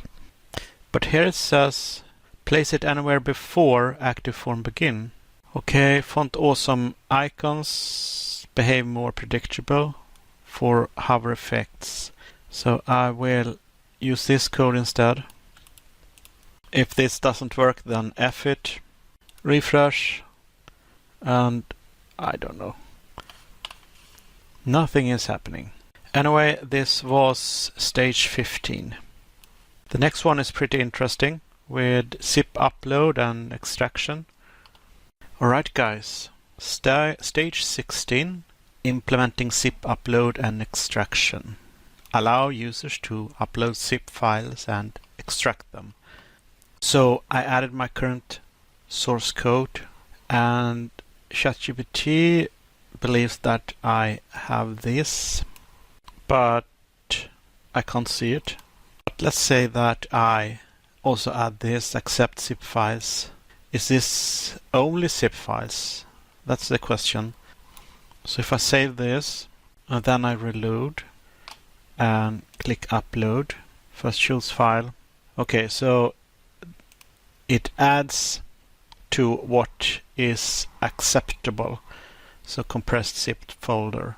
Update browser controller action index where uploads are handled. Right, so this is a browse controller and we want action index. And we have it here. If file model uploaded file. And it's this one. So now I add it and it should set it to true if the extension is zip. Right after saving to disk, add this. So it gets the upload directory. Make a directory if it doesn't exist. It has a safe name and a file path. And here it does the saving and it updates the model. Okay, so something like this. Okay, so it creates an extract path. So this will be a subfolder. And it creates the subfolder if it can't find it. I'm a little bit uncertain about this because here it suggests that it will start from the root and find this class, I think. It will prepare the zip object to open with this file path. But there is something I don't understand.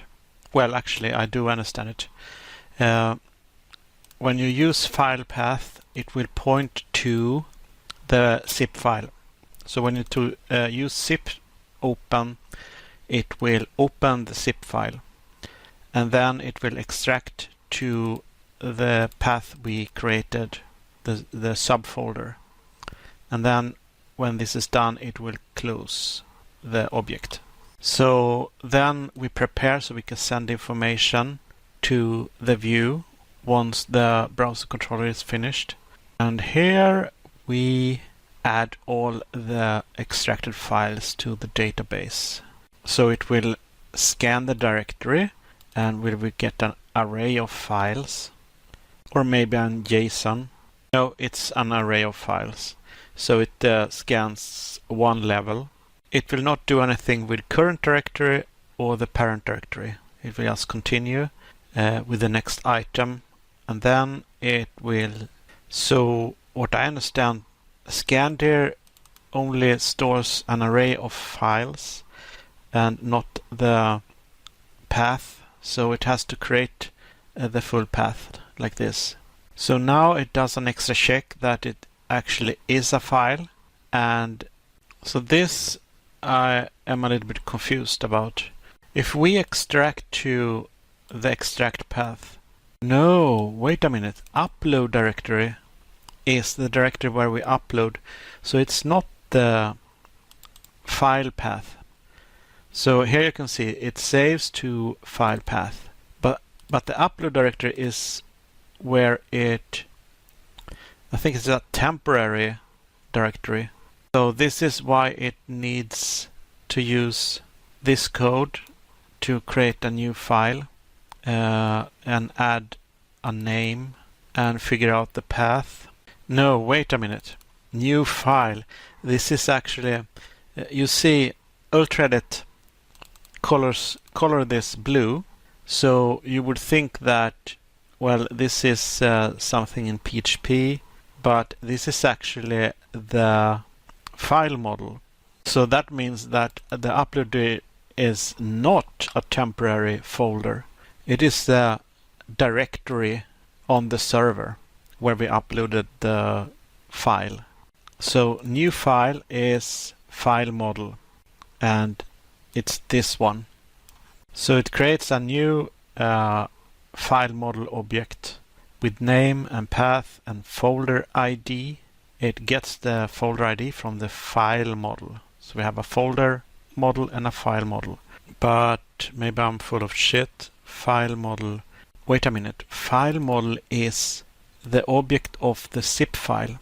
So it takes that folder ID. But if you create a subfolder, maybe this is wrong. ChatGPT said, "Great catch," because that this didn't make sense, because it should be the subfolder. So subfolder in a database, then folder ID should point to that subfolder ID, not the original one where the zip was uploaded. So right after extract path upload dir. So it's this one. Here we create a new folder entry in the database. It creates a folder object. It creates a name for it, which should be the name of the subfolder we created. So it's probably yada yada.zip. The parent ID is file model folder ID. So this will save the subfolder to the database. And this is what will go in as a subfolder ID instead of the folder ID where we had the zip file. So now we update this. So we have subfolder ID, and this is what we need to update. So I think we can test it now. So this means that we are forced to create a zip file with this beautiful image. So let me prepare this for you guys. Okay, so I have created a zip file. So let's choose no parent. We choose this. And now we have a zip, open, and upload file. And what will happen? So didn't like that. Upload. Didn't like that. Okay. Upload. So this is a problem. But, well, if I read this correct, sure, it created a folder, but it didn't extract the file. So if we check the uploads, see files, we can see that here is a zip file, but there are no subfolder. So, no, I was wrong. We have a subfolder, and this extracted fine, but something did not work. We only have this JPEG. I add an error log to see what's actually inside files. So let's check the log. I upload it again. Okay, so it should loop through this. So maybe this is not correct. Let's check it. Check the error log, refresh. So I think it looks correct. So something happened in this file. Because I noticed, well, we give it this folder ID, but if you check here, we only add name and path. So this means that the file is not saved, I think. Okay, so it says it's automatically assigned when I submit the file. Is the subfolder being saved with the correct parent ID? Well, let's add some error check code. Okay, subfolder ID 17, and it's 17 here. So the subfolder is test. Here it says failed to save extracted file Error on uploaded file, please upload a file. So during zip extraction, you are not using an actual upload, just setting the file name and path manually. So upload file is null and validation fails. When you add extracted files programmatically, not through form upload, then I need to use false as an argument to skip validation. So let's add false and upload file. So now guys it works. Now it lists. So skip on empty true means if the field is empty, skip validating this rule. So this is the field. So if we check this, inspect, check this out, uploaded file. And I think file is automatically associated with the file model. So file model uploaded file with the field uploaded file. And this is what is going to be used. It is setting the field name here. So that was stage 16, guys. And the next will be stage 17. So guys, this video have been going on for a while. It is extremely long in my mind. But once I set my mind to it, I will not give up. I will do all the stages because I'm not a quitter. So we are going to do stage 17, implementing file versioning, enable version tracking for uploaded files. So we are going to change the migration script because we're going to need to add 2 columns. So safe down was all about deleting the tables and the foreign key. So I guess we can just add it here. So I added the lines here, and let's see that it actually adds things correctly.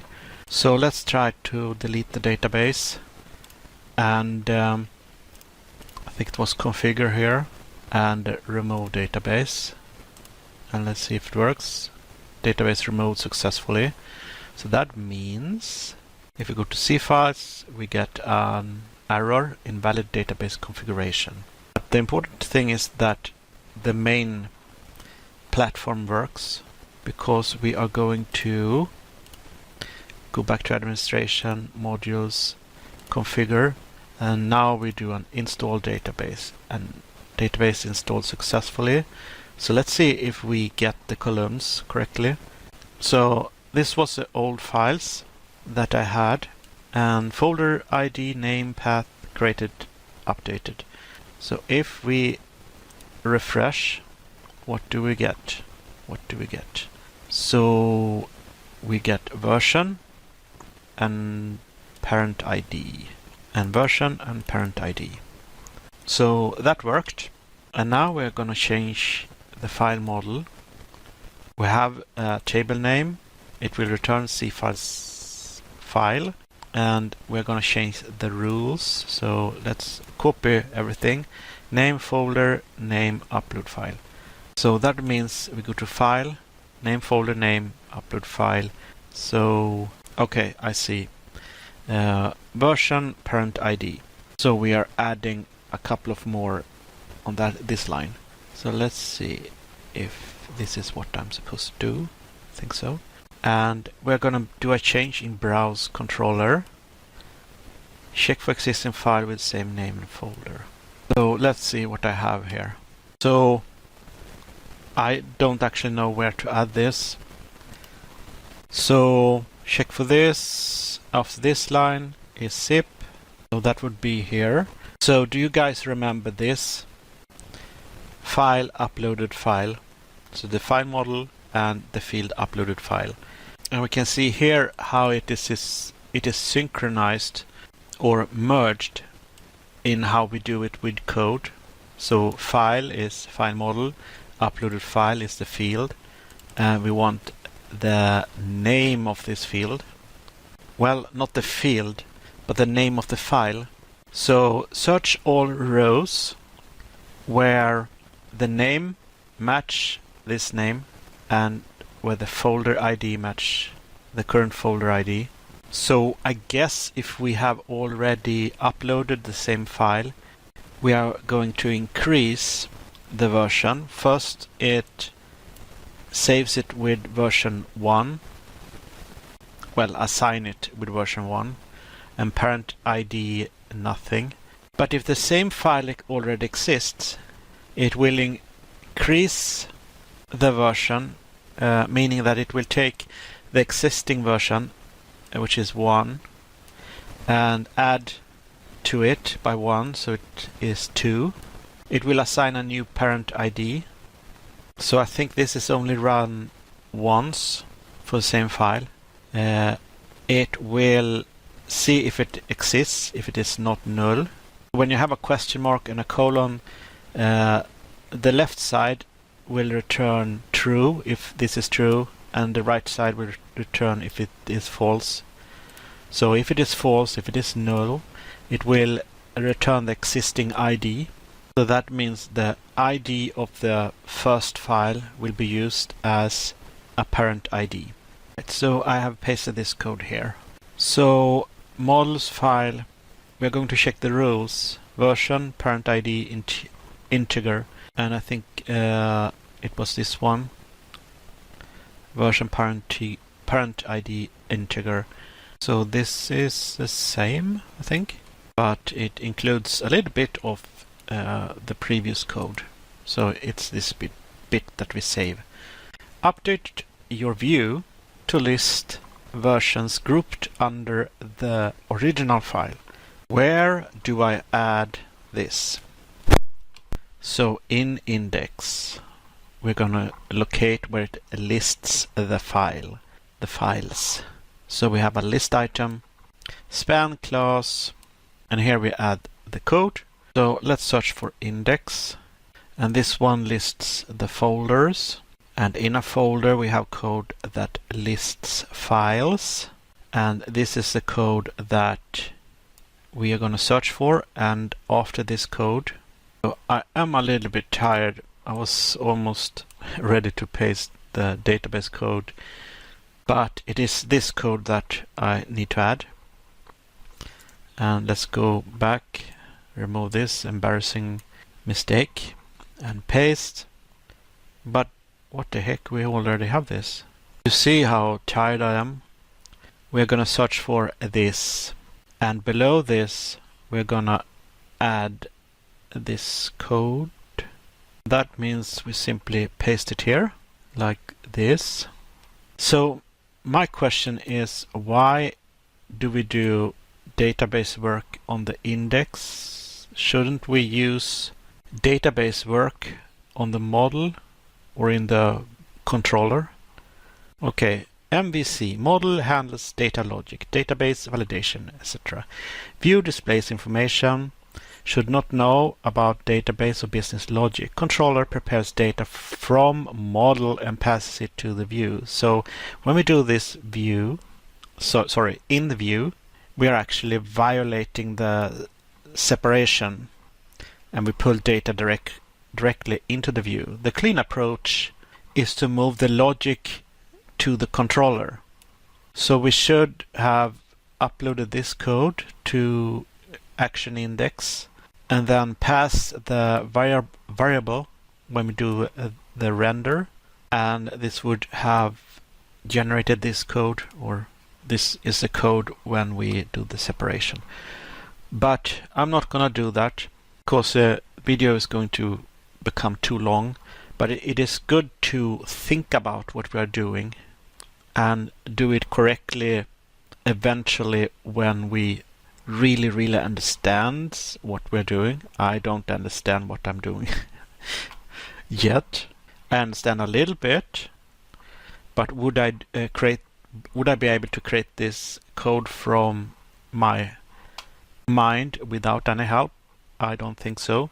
And then another thought that I have is, shouldn't we adapt to AI so that we can work with AI more efficiently? The downside is that we get dependent on AI, and it will be difficult to start from scratch. But then we also have tools like Visual Studio that gives us IntelliSense, so we can see what is required to complete this code. So it really helps with listing members, properties, functions, etc., etc. But on the other hand, if we just rely on the IntelliSense, we give too much freedom to ourselves, and this may leave room for errors, for vulnerabilities. I'm just thinking out loud, but I am really interested to know how this works, if it works. The first thing I want to do is just clean the uploads folder. So it's clean, and I really hope this works. See files. We have everything that we need here. Remember this file. I really want to shave this, but let's see. Copy. Ubernerd. Parent folder, we don't have one. Create. Now we have Ubernerd, and we are going to upload the image. And open. And folder, Ubernerd, upload. Okay, so we have this. Now comes the interesting part. We pick the same file, open, Ubernerd, upload. So what happens? Nothing. Maybe it is because we didn't save. So now we have saved. Should this affect anything? I don't think so, because this is reading operations. So what I mean is, if we didn't have this code, maybe it doesn't set things properly, but it shouldn't affect anything. So let's reload. And what do we have? Nothing. But what is this? I see a 1 and then see a 2. Maybe it has something to do with what I do or HumHub. So let's try this. Saved pictures, open. Ubernerd, upload. I think I know what it is, because when we upload using a URL, it may check the cache and then rename it. So this could actually be something that Windows does. So if we choose file and choose test and select Ubernerd. Okay, we select Ubernerd and try to upload again, see what happens. So problems. It doesn't work really when we extract files, because it creates a new folder. And it's interesting how it creates a new folder with the same name. But let's do this. Let's try this. We choose all files and then we upload this one and select Ubernerd and upload file. So now we have one file, one unique file, and we do the same again. Open, Ubernerd, upload. So what do we get? Now, do you see? Now we have file versioning. So there are a lot of bugs, but I really don't feel like fixing them. Let's try this. Delete, okay. We can't delete. And this is interesting. If it is the same, does the delete work? Yes, delete this one. Yes, that worked. So we have a little bit of support of versioning. But anyway, this was stage 17. Enable version tracking for uploaded files. And the next one is going to be stage 18. Stage 18. Enhancing permissions and user access controls. Fine-tune access control rules. Right, we are going into browse controller.php. And then we are looking for action download and search for this code. So let's copy this. This is action download. And we should replace this one. So let's first upload a file to Ubernerd.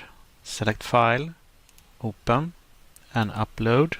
If we hold the mouse over the file, check at the very bottom left, we can see that we have a download with the ID of 7. When the file is clicked, this function will be called with the same ID, 7, and we are gonna do a database lookup. We find one file with this ID, and if that file exists in the database, then this code will not run. Otherwise, it will set a danger message or error message, file not found.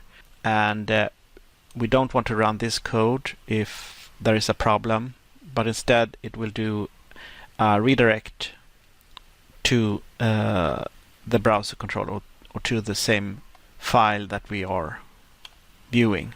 I mean, the same page that we are viewing. So file created by needs to be the same as the user ID for this to work. So here we have ID 7. We have path created at, updated at, version, parent ID. So we don't have created by.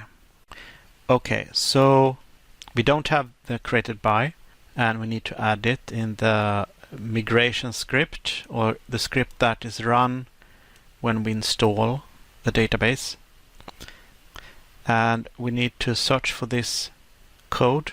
So here we have safe up, this create table, folder, file.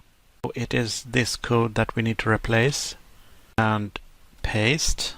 Then we need to do something with the foreign key and replace. So now I have created by foreign key. Let's do the same for C files folder, create table, and paste. Okay, let's add this and see what happens. Okay, we need to drop the foreign keys that we added. So right now we only have this. Probably can't do it now. So let's try to delete this. Alright, page not found. Let's do this. C files, administration, modules, configure, remove database. Okay. So now we have removed the database. So C files, C folder, and refresh, and they are gone. Now we copy this and paste it here. So I have deleted the tables based on the old code, and now we have added support for the new code.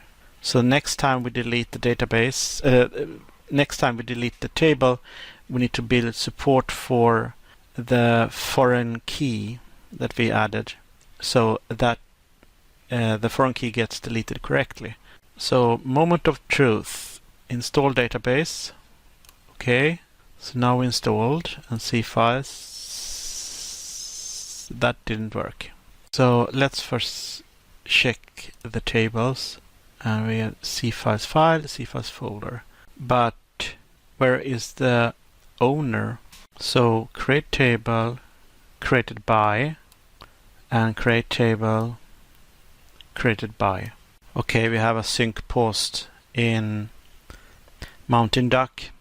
So that means we have this stupid problem that I don't know how to fix.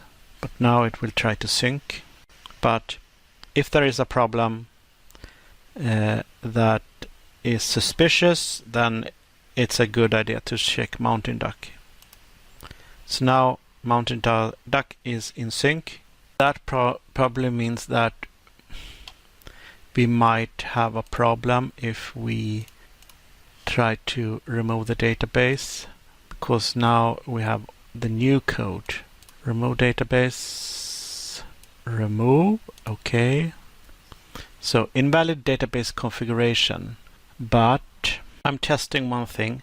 In phpMyAdmin we have a tab or a menu called operations, and at the very bottom you have delete data or table, and here we can do a drop and drop. Same with C files folder, operations, and drop. And okay, so I think that worked. So let's go back and install database. Oh, so what ChatGPT is telling me is that there is a migration table here that may cause a problem. Okay, so the safer alternative is to open the migration table and delete only this file entry. So let's try this again. Operations, drop, done, folder, operations, drop, done, then migration, then we choose this string, which is this from this file, and search this table, paste and enter, and there is nothing. So let's try this, C files. No, let's choose migration again. So this is weird. I didn't find a select number of rows, all. I can't find this string. Okay, let's try this one. So let's try again. Administration, modules, configure, install. Okay. Okay, I'm calling DB before defining it. Okay, so let's add this code and let's verify the tables so we don't have C files. And let's go back, install. Okay. Okay, so now it worked. So the fix is, well, I did have this before, but now it's DB. No, wait, it is actually checking that C files folder exists, and it didn't do that before. And the browser controller works. Let's click remove database. Database removed successfully. Now I will copy everything. Then I will go back to the migration script that added additionally columns created by, and I think it is this one. I will just verify the old and see if the add foreign key is included. Yes, it is. Is this the same? Yes, it is the same. So basically, after the C files file, we should have an else clause, and we go back. Now we have the full version and C files file, then the else clause. I think this is correct. Duplicate, add column. Let's use this code.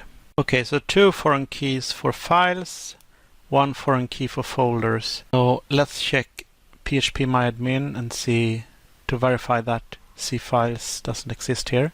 That is correct. And now we install the database. Okay, and database installed successfully. If we refresh, we can see C files file and C files folder. C files file have 2 foreign key columns. And if we open C files file and check structure, we have the columns, and I think these are the foreign keys, folder ID and created by. So the foreign keys are created for extra validation, and without them I risk having orphan records, files pointing to folders that no longer exists. So there is also automatic relation resolution if you use foreign key. Also automatic cascade deletes, and that means that I don't need to manually delete files when a folder is deleted. The database will automatically clean them up. So without foreign key, bad data gets saved silently. Anyway, we have created by. And this is what we needed. So let's see. Here we have the created by. And let's check if you get any errors. Ubernerd, parent, no parent, create. Alright. So created by field is required, but we have defined it as not null. Refuse to insert a new folder because a foreign key to the user ID column and because not being set in your code. Okay, model created by. So right before the save, that would be this one. Okay, replace this block. So I replace all this with this one. So if I read this, model is an empty folder model, and here it will load the model if it has a post, and model is the folder model. So don't forget that. But in the folder model created by, we add the user ID and then we call save.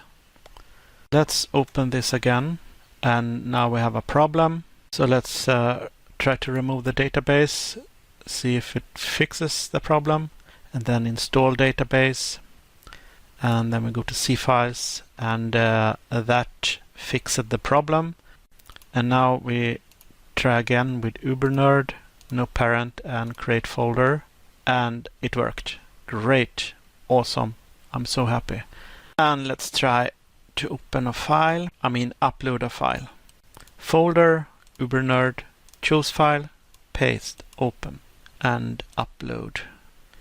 Alright, so I'm wondering, shouldn't we differentiate between creating a file and creating a folder?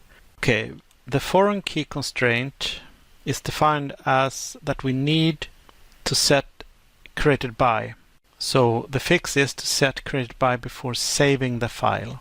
So if file uploaded file save as. Alright, so we only need to add this, and it is this one. It's the only one with save as. Okay, file model created by, and here we have file model name, file model path. Now we added file model created by. Right, about also add in zip extracted files. It should be this one, and add it like this. So let's see if I messed up everything here. No, it worked. Folder, ubernerd, choose file, and we have the image and upload file, and now it works. Okay, in action delete file, need to add this support, and I add it after the check that the file actually exists. Here I check if it is the owner of the file. There is also an action delete, and this is for folders. So if not folders, so we just need to add it here. So let's use this code. Add it in action delete, but we use folder. Okay, I think I was talking about listing the files to only the user that uploaded it. So let's go ahead and replace this row with this code, and done. And files shown inside folders aren't filtered by owners. So this line, okay, so I think basically the where clause, files find. Okay, so this is folder find, and I fucked up. Folders find and replace and file find. Okay, so this is in the view. So I think it is this one, and we have this line. We need this code. So it is the where clause, and here we have the where clause. I need to wrap this code so that the delete button is not visible if the file is not owned by the user that uploaded the file. So basically use this code and then paste this one. So an optional step, wrap these for rename and delete. So this is a folder ID, and rename and delete. Basically replace this with these two. So I have green checks on everything, and let's refresh. So I think I stop here. I will not try to create another user to verify that it actually works, but I think it works. So we're almost finished. 19 and 20. I don't know if we should do 20, but this step, stage 19, I'm going to do next. Alright, let's do stage 19, implementing content visibility options. Allow files to be marked as private or public. Alright, stage 19, implementing content visibility options. So we need to do something in the migration files. The migration file is only one file. Alright, so in the file model, we add a visibility column to model. This means that on this line we have folder ID, version, and parent ID, and we need another database field, visibility. So let's add these rules in file. So after, before, after. How do we actually read this? I asked ChatGPT to create a pseudocode. And so, for example, name, path, folder ID required. It will take the first one, attributes, and that is the strings that are in the inner square brackets. So, for example, on this line, name, path, folder ID would be attributes. And then on in the second item, required, that would be a validator name. And then on the third item, we have options. So for example, name and path has the rule, has a validator name, string, and has the option max 255. So for example, name, path, and folder ID, it would go in the attributes and loop through them, and it will first search to check if the property exists, which it doesn't, and then it will check if a method exists. So that could be getters, which I don't understand yet, but here, for example, mapped DB column, so it would hit or match a database column. So name, path, folder ID, it is database column. Folder ID, version, parent ID, visibility is database columns. Database columns except for uploaded file. So if you check here, we don't have an uploaded file here in any of the database columns. So this would actually match a property if the property exists. So the attribute is a property. The validator name is file, for this line I mean. Then the options is to skip on empty and set that to false. So here's an example of getter.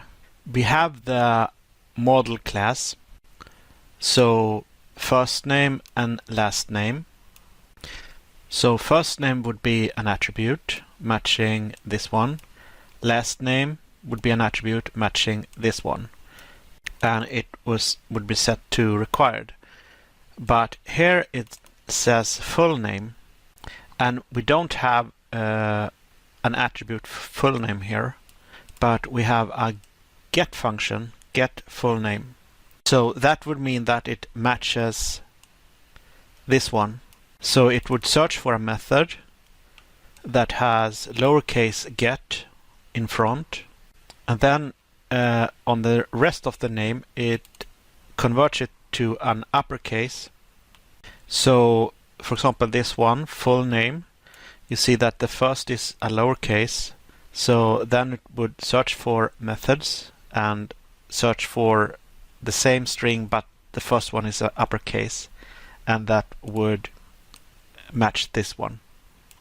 So because we are changing the database, I think with the visibility column, we need to remove the database, I mean remove the tables, so it can create new tables.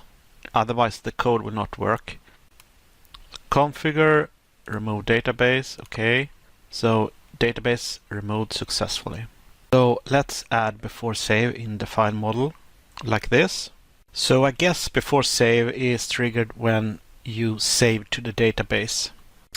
And I think the model somewhere in active record have this property is new record.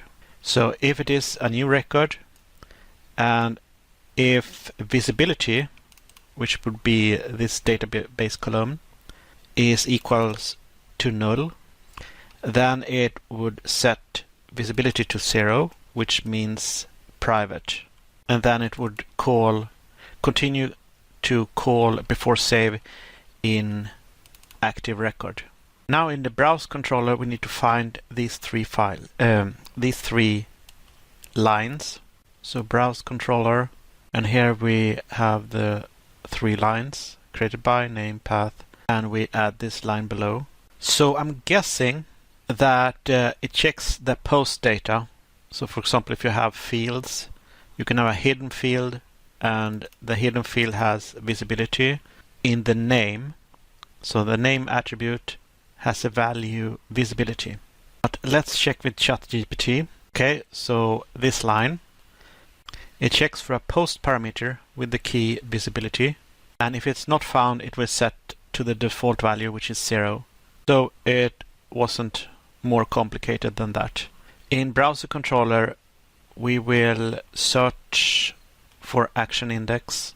Let's just search for this line. So I couldn't find this in the controller, and I suspect that this will actually go in the index file, but that doesn't make sense because we have index here. Okay, the entire file find block. Okay, so we replace with this, and it is this code. So after, before, after. So it will search for files in file model where the folder ID is the same as where the column folder ID matches current folder ID of the selected folder, and where this is confusing, or. So does this mean where folder ID is folder ID but it will skip the and instead use or? So it's for building an SQL or condition. So where folder ID is folder ID. So basically or will be between the lines. So it will build an and then it will add or condition between every condition in the and. So fetch all files in current folder that match either the current user. So for the current user, it will always be visible to true, but for other users, it will be marked as. For other user, it will check if the visibility is 1 or 0. If it is 0, then it will not show the file. It will not include the file in the query. So basically what it does is it builds an SQL and it creates an and condition, and logic in the SQL. So in the and logic, it will have parentheses and then or. So this will mean that it would put or on every condition. So that would mean it would put and created by equals app user ID, and then or, if we use this one, visibility is equal and or greater than 1. Actually, I think it is equals 1. So if the same user that created the file is viewing the files, it will show the file. If it is not the user that created the file, but another user, it will check if the visibility is 1, meaning if it is public. You can also nest operators. That means on the second level, all conditions will have and between them. But that is a little bit overkill. So let's do this one. We'll find the upload form, and it's this one. And below it, we add this code. It will add a label, visibility, then a new line. And in the new line, it will add 2 labels. And in each label, it will have a radio button. So I guess you can switch to private or public. So after, before, and after. Now we will change the migration script. So we need to find this code. So this integer created by this integer not null, add this line. So created by this integer not null, and we add this line. So after, before, and after. Add in safe up under the schema check. So this means get table schema. So there's an array. No, there's an object schema where you can get columns. Oh, I guess I can just add it here. So now we added this. Right, so let's install the tables. Right, that succeeded. So I will do a refresh. And we should have visibility, but I don't see visibility. This is strange. Let's check Mountain Duck if the Mountain Duck... sync paused again. Resume sync. What a bummer. Right, in sync. So I need to remove the database again. I would prefer that the buttons would say install in database or remove from database, because you're not really removing the database, but you're removing tables. Right, refresh, tables removed, install database, refresh, cfiles file, tables installed, structure, visibility. Now we have visibility. So now we can go into cfiles, and here we have private or public. So let's do some stuff. Ubernerd, create folder, folder created. Let's choose this exotic image again. Choose file, paste, open, Ubernerd, public. So I hope it stays public. Upload. So I guess you can't really select a file and set it to private. If I, for example, did a mistake. If I want to set it to private, I need to first delete it and then upload it again. But let's check the database and see files. Why is parent ID null? Shouldn't this be inside Ubernerd? Sorry, this is a folder ID, and I have totally forgotten what the parent ID does. So the parent ID in your file model is used to implement file versioning, and each new version of that file has parent ID equals ID of the original file. Okay, so I understand. If we try another user, we have Sarah Schuster, and edit, password. So I have set a new password, but it needs to be 5 characters long. So let's try to open this in a new window and sign in. And let's try this, login and guide, see files. So there's nothing here. So does this mean that unless I have a folder, I create a folder with the same name? So let's try this and create folder. So that did not work. Okay, folder visibility logic is missing. Files correct. Only folders created by current user. That's the problem. So in the migration file, folder table, administration, modules, configure, remove. Notice that it removes the file as well from the table. And I think that is because we have this foreign key thingy, and this is why it works.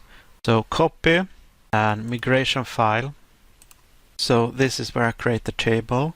Then we add visibility, folder model rules, folder.php. Here we have folder.php. We add this to the rules. So visibility integer. So when creating a folder in a browse controller, action index. So action index, here it lists all folders. Here it checks for if it is a post. Get the post data. So does this mean, let's check this. So we have this one created by, and that is this one. Then we add this line, model visibility, default to private, in action index. I think it is this line. So we replace this line with this code. And here we create radio buttons below the parent ID drop down. Radio buttons for folder creation, index.php. So let's find index. There is index. Let's find parent ID. There are two parent ID matches. Below the parent ID drop down, it's this one. So it's a form group. So an active form can have many form groups. And we copy this form group and add it under. So after, before, and after. So what we should do now, we'll first check if we maybe need to save it. I think I saved it. Right. So let's refresh. They are removed, which is great because now we need to create again. Let's check if Mountain Duck has any problems. It is in sync, so that is great. So I guess the only thing we have to do now is to install the database. Database installed successfully. Refresh. So let's check folder and structure, and we have visibility. So let's access C files, and we have a private and public for create new folder. So if we refresh this one, UberNerd should be removed because we have cleaned the database from the two tables. So if I create an UberNerd and set it to public, we set parent to no parent, and we create a folder. So now we have UberNerd. Then we check Sarah's account and refresh, and we have UberNerd. Sarah is exceptionally interested in butt cracks, so let's give Sarah something to watch. So remember to set it to public, remember to set it to UberNerd, and choose file and upload file. Sarah refreshes the page, and here we have the file, the image. So that was stage 19, and I think testing and debugging is not required. I think the video is long enough. Thank you for watching, and do not subscribe unless you're interested in digital marketing, because this channel is normally about digital marketing. I'm just doing this because I plan to create a module for people that want to get their community seen on Google. So I'm gonna mix a little bit of content generator or content generation inside the community. Anyway, take care, stay awesome, and I see you in my next video. Bye bye.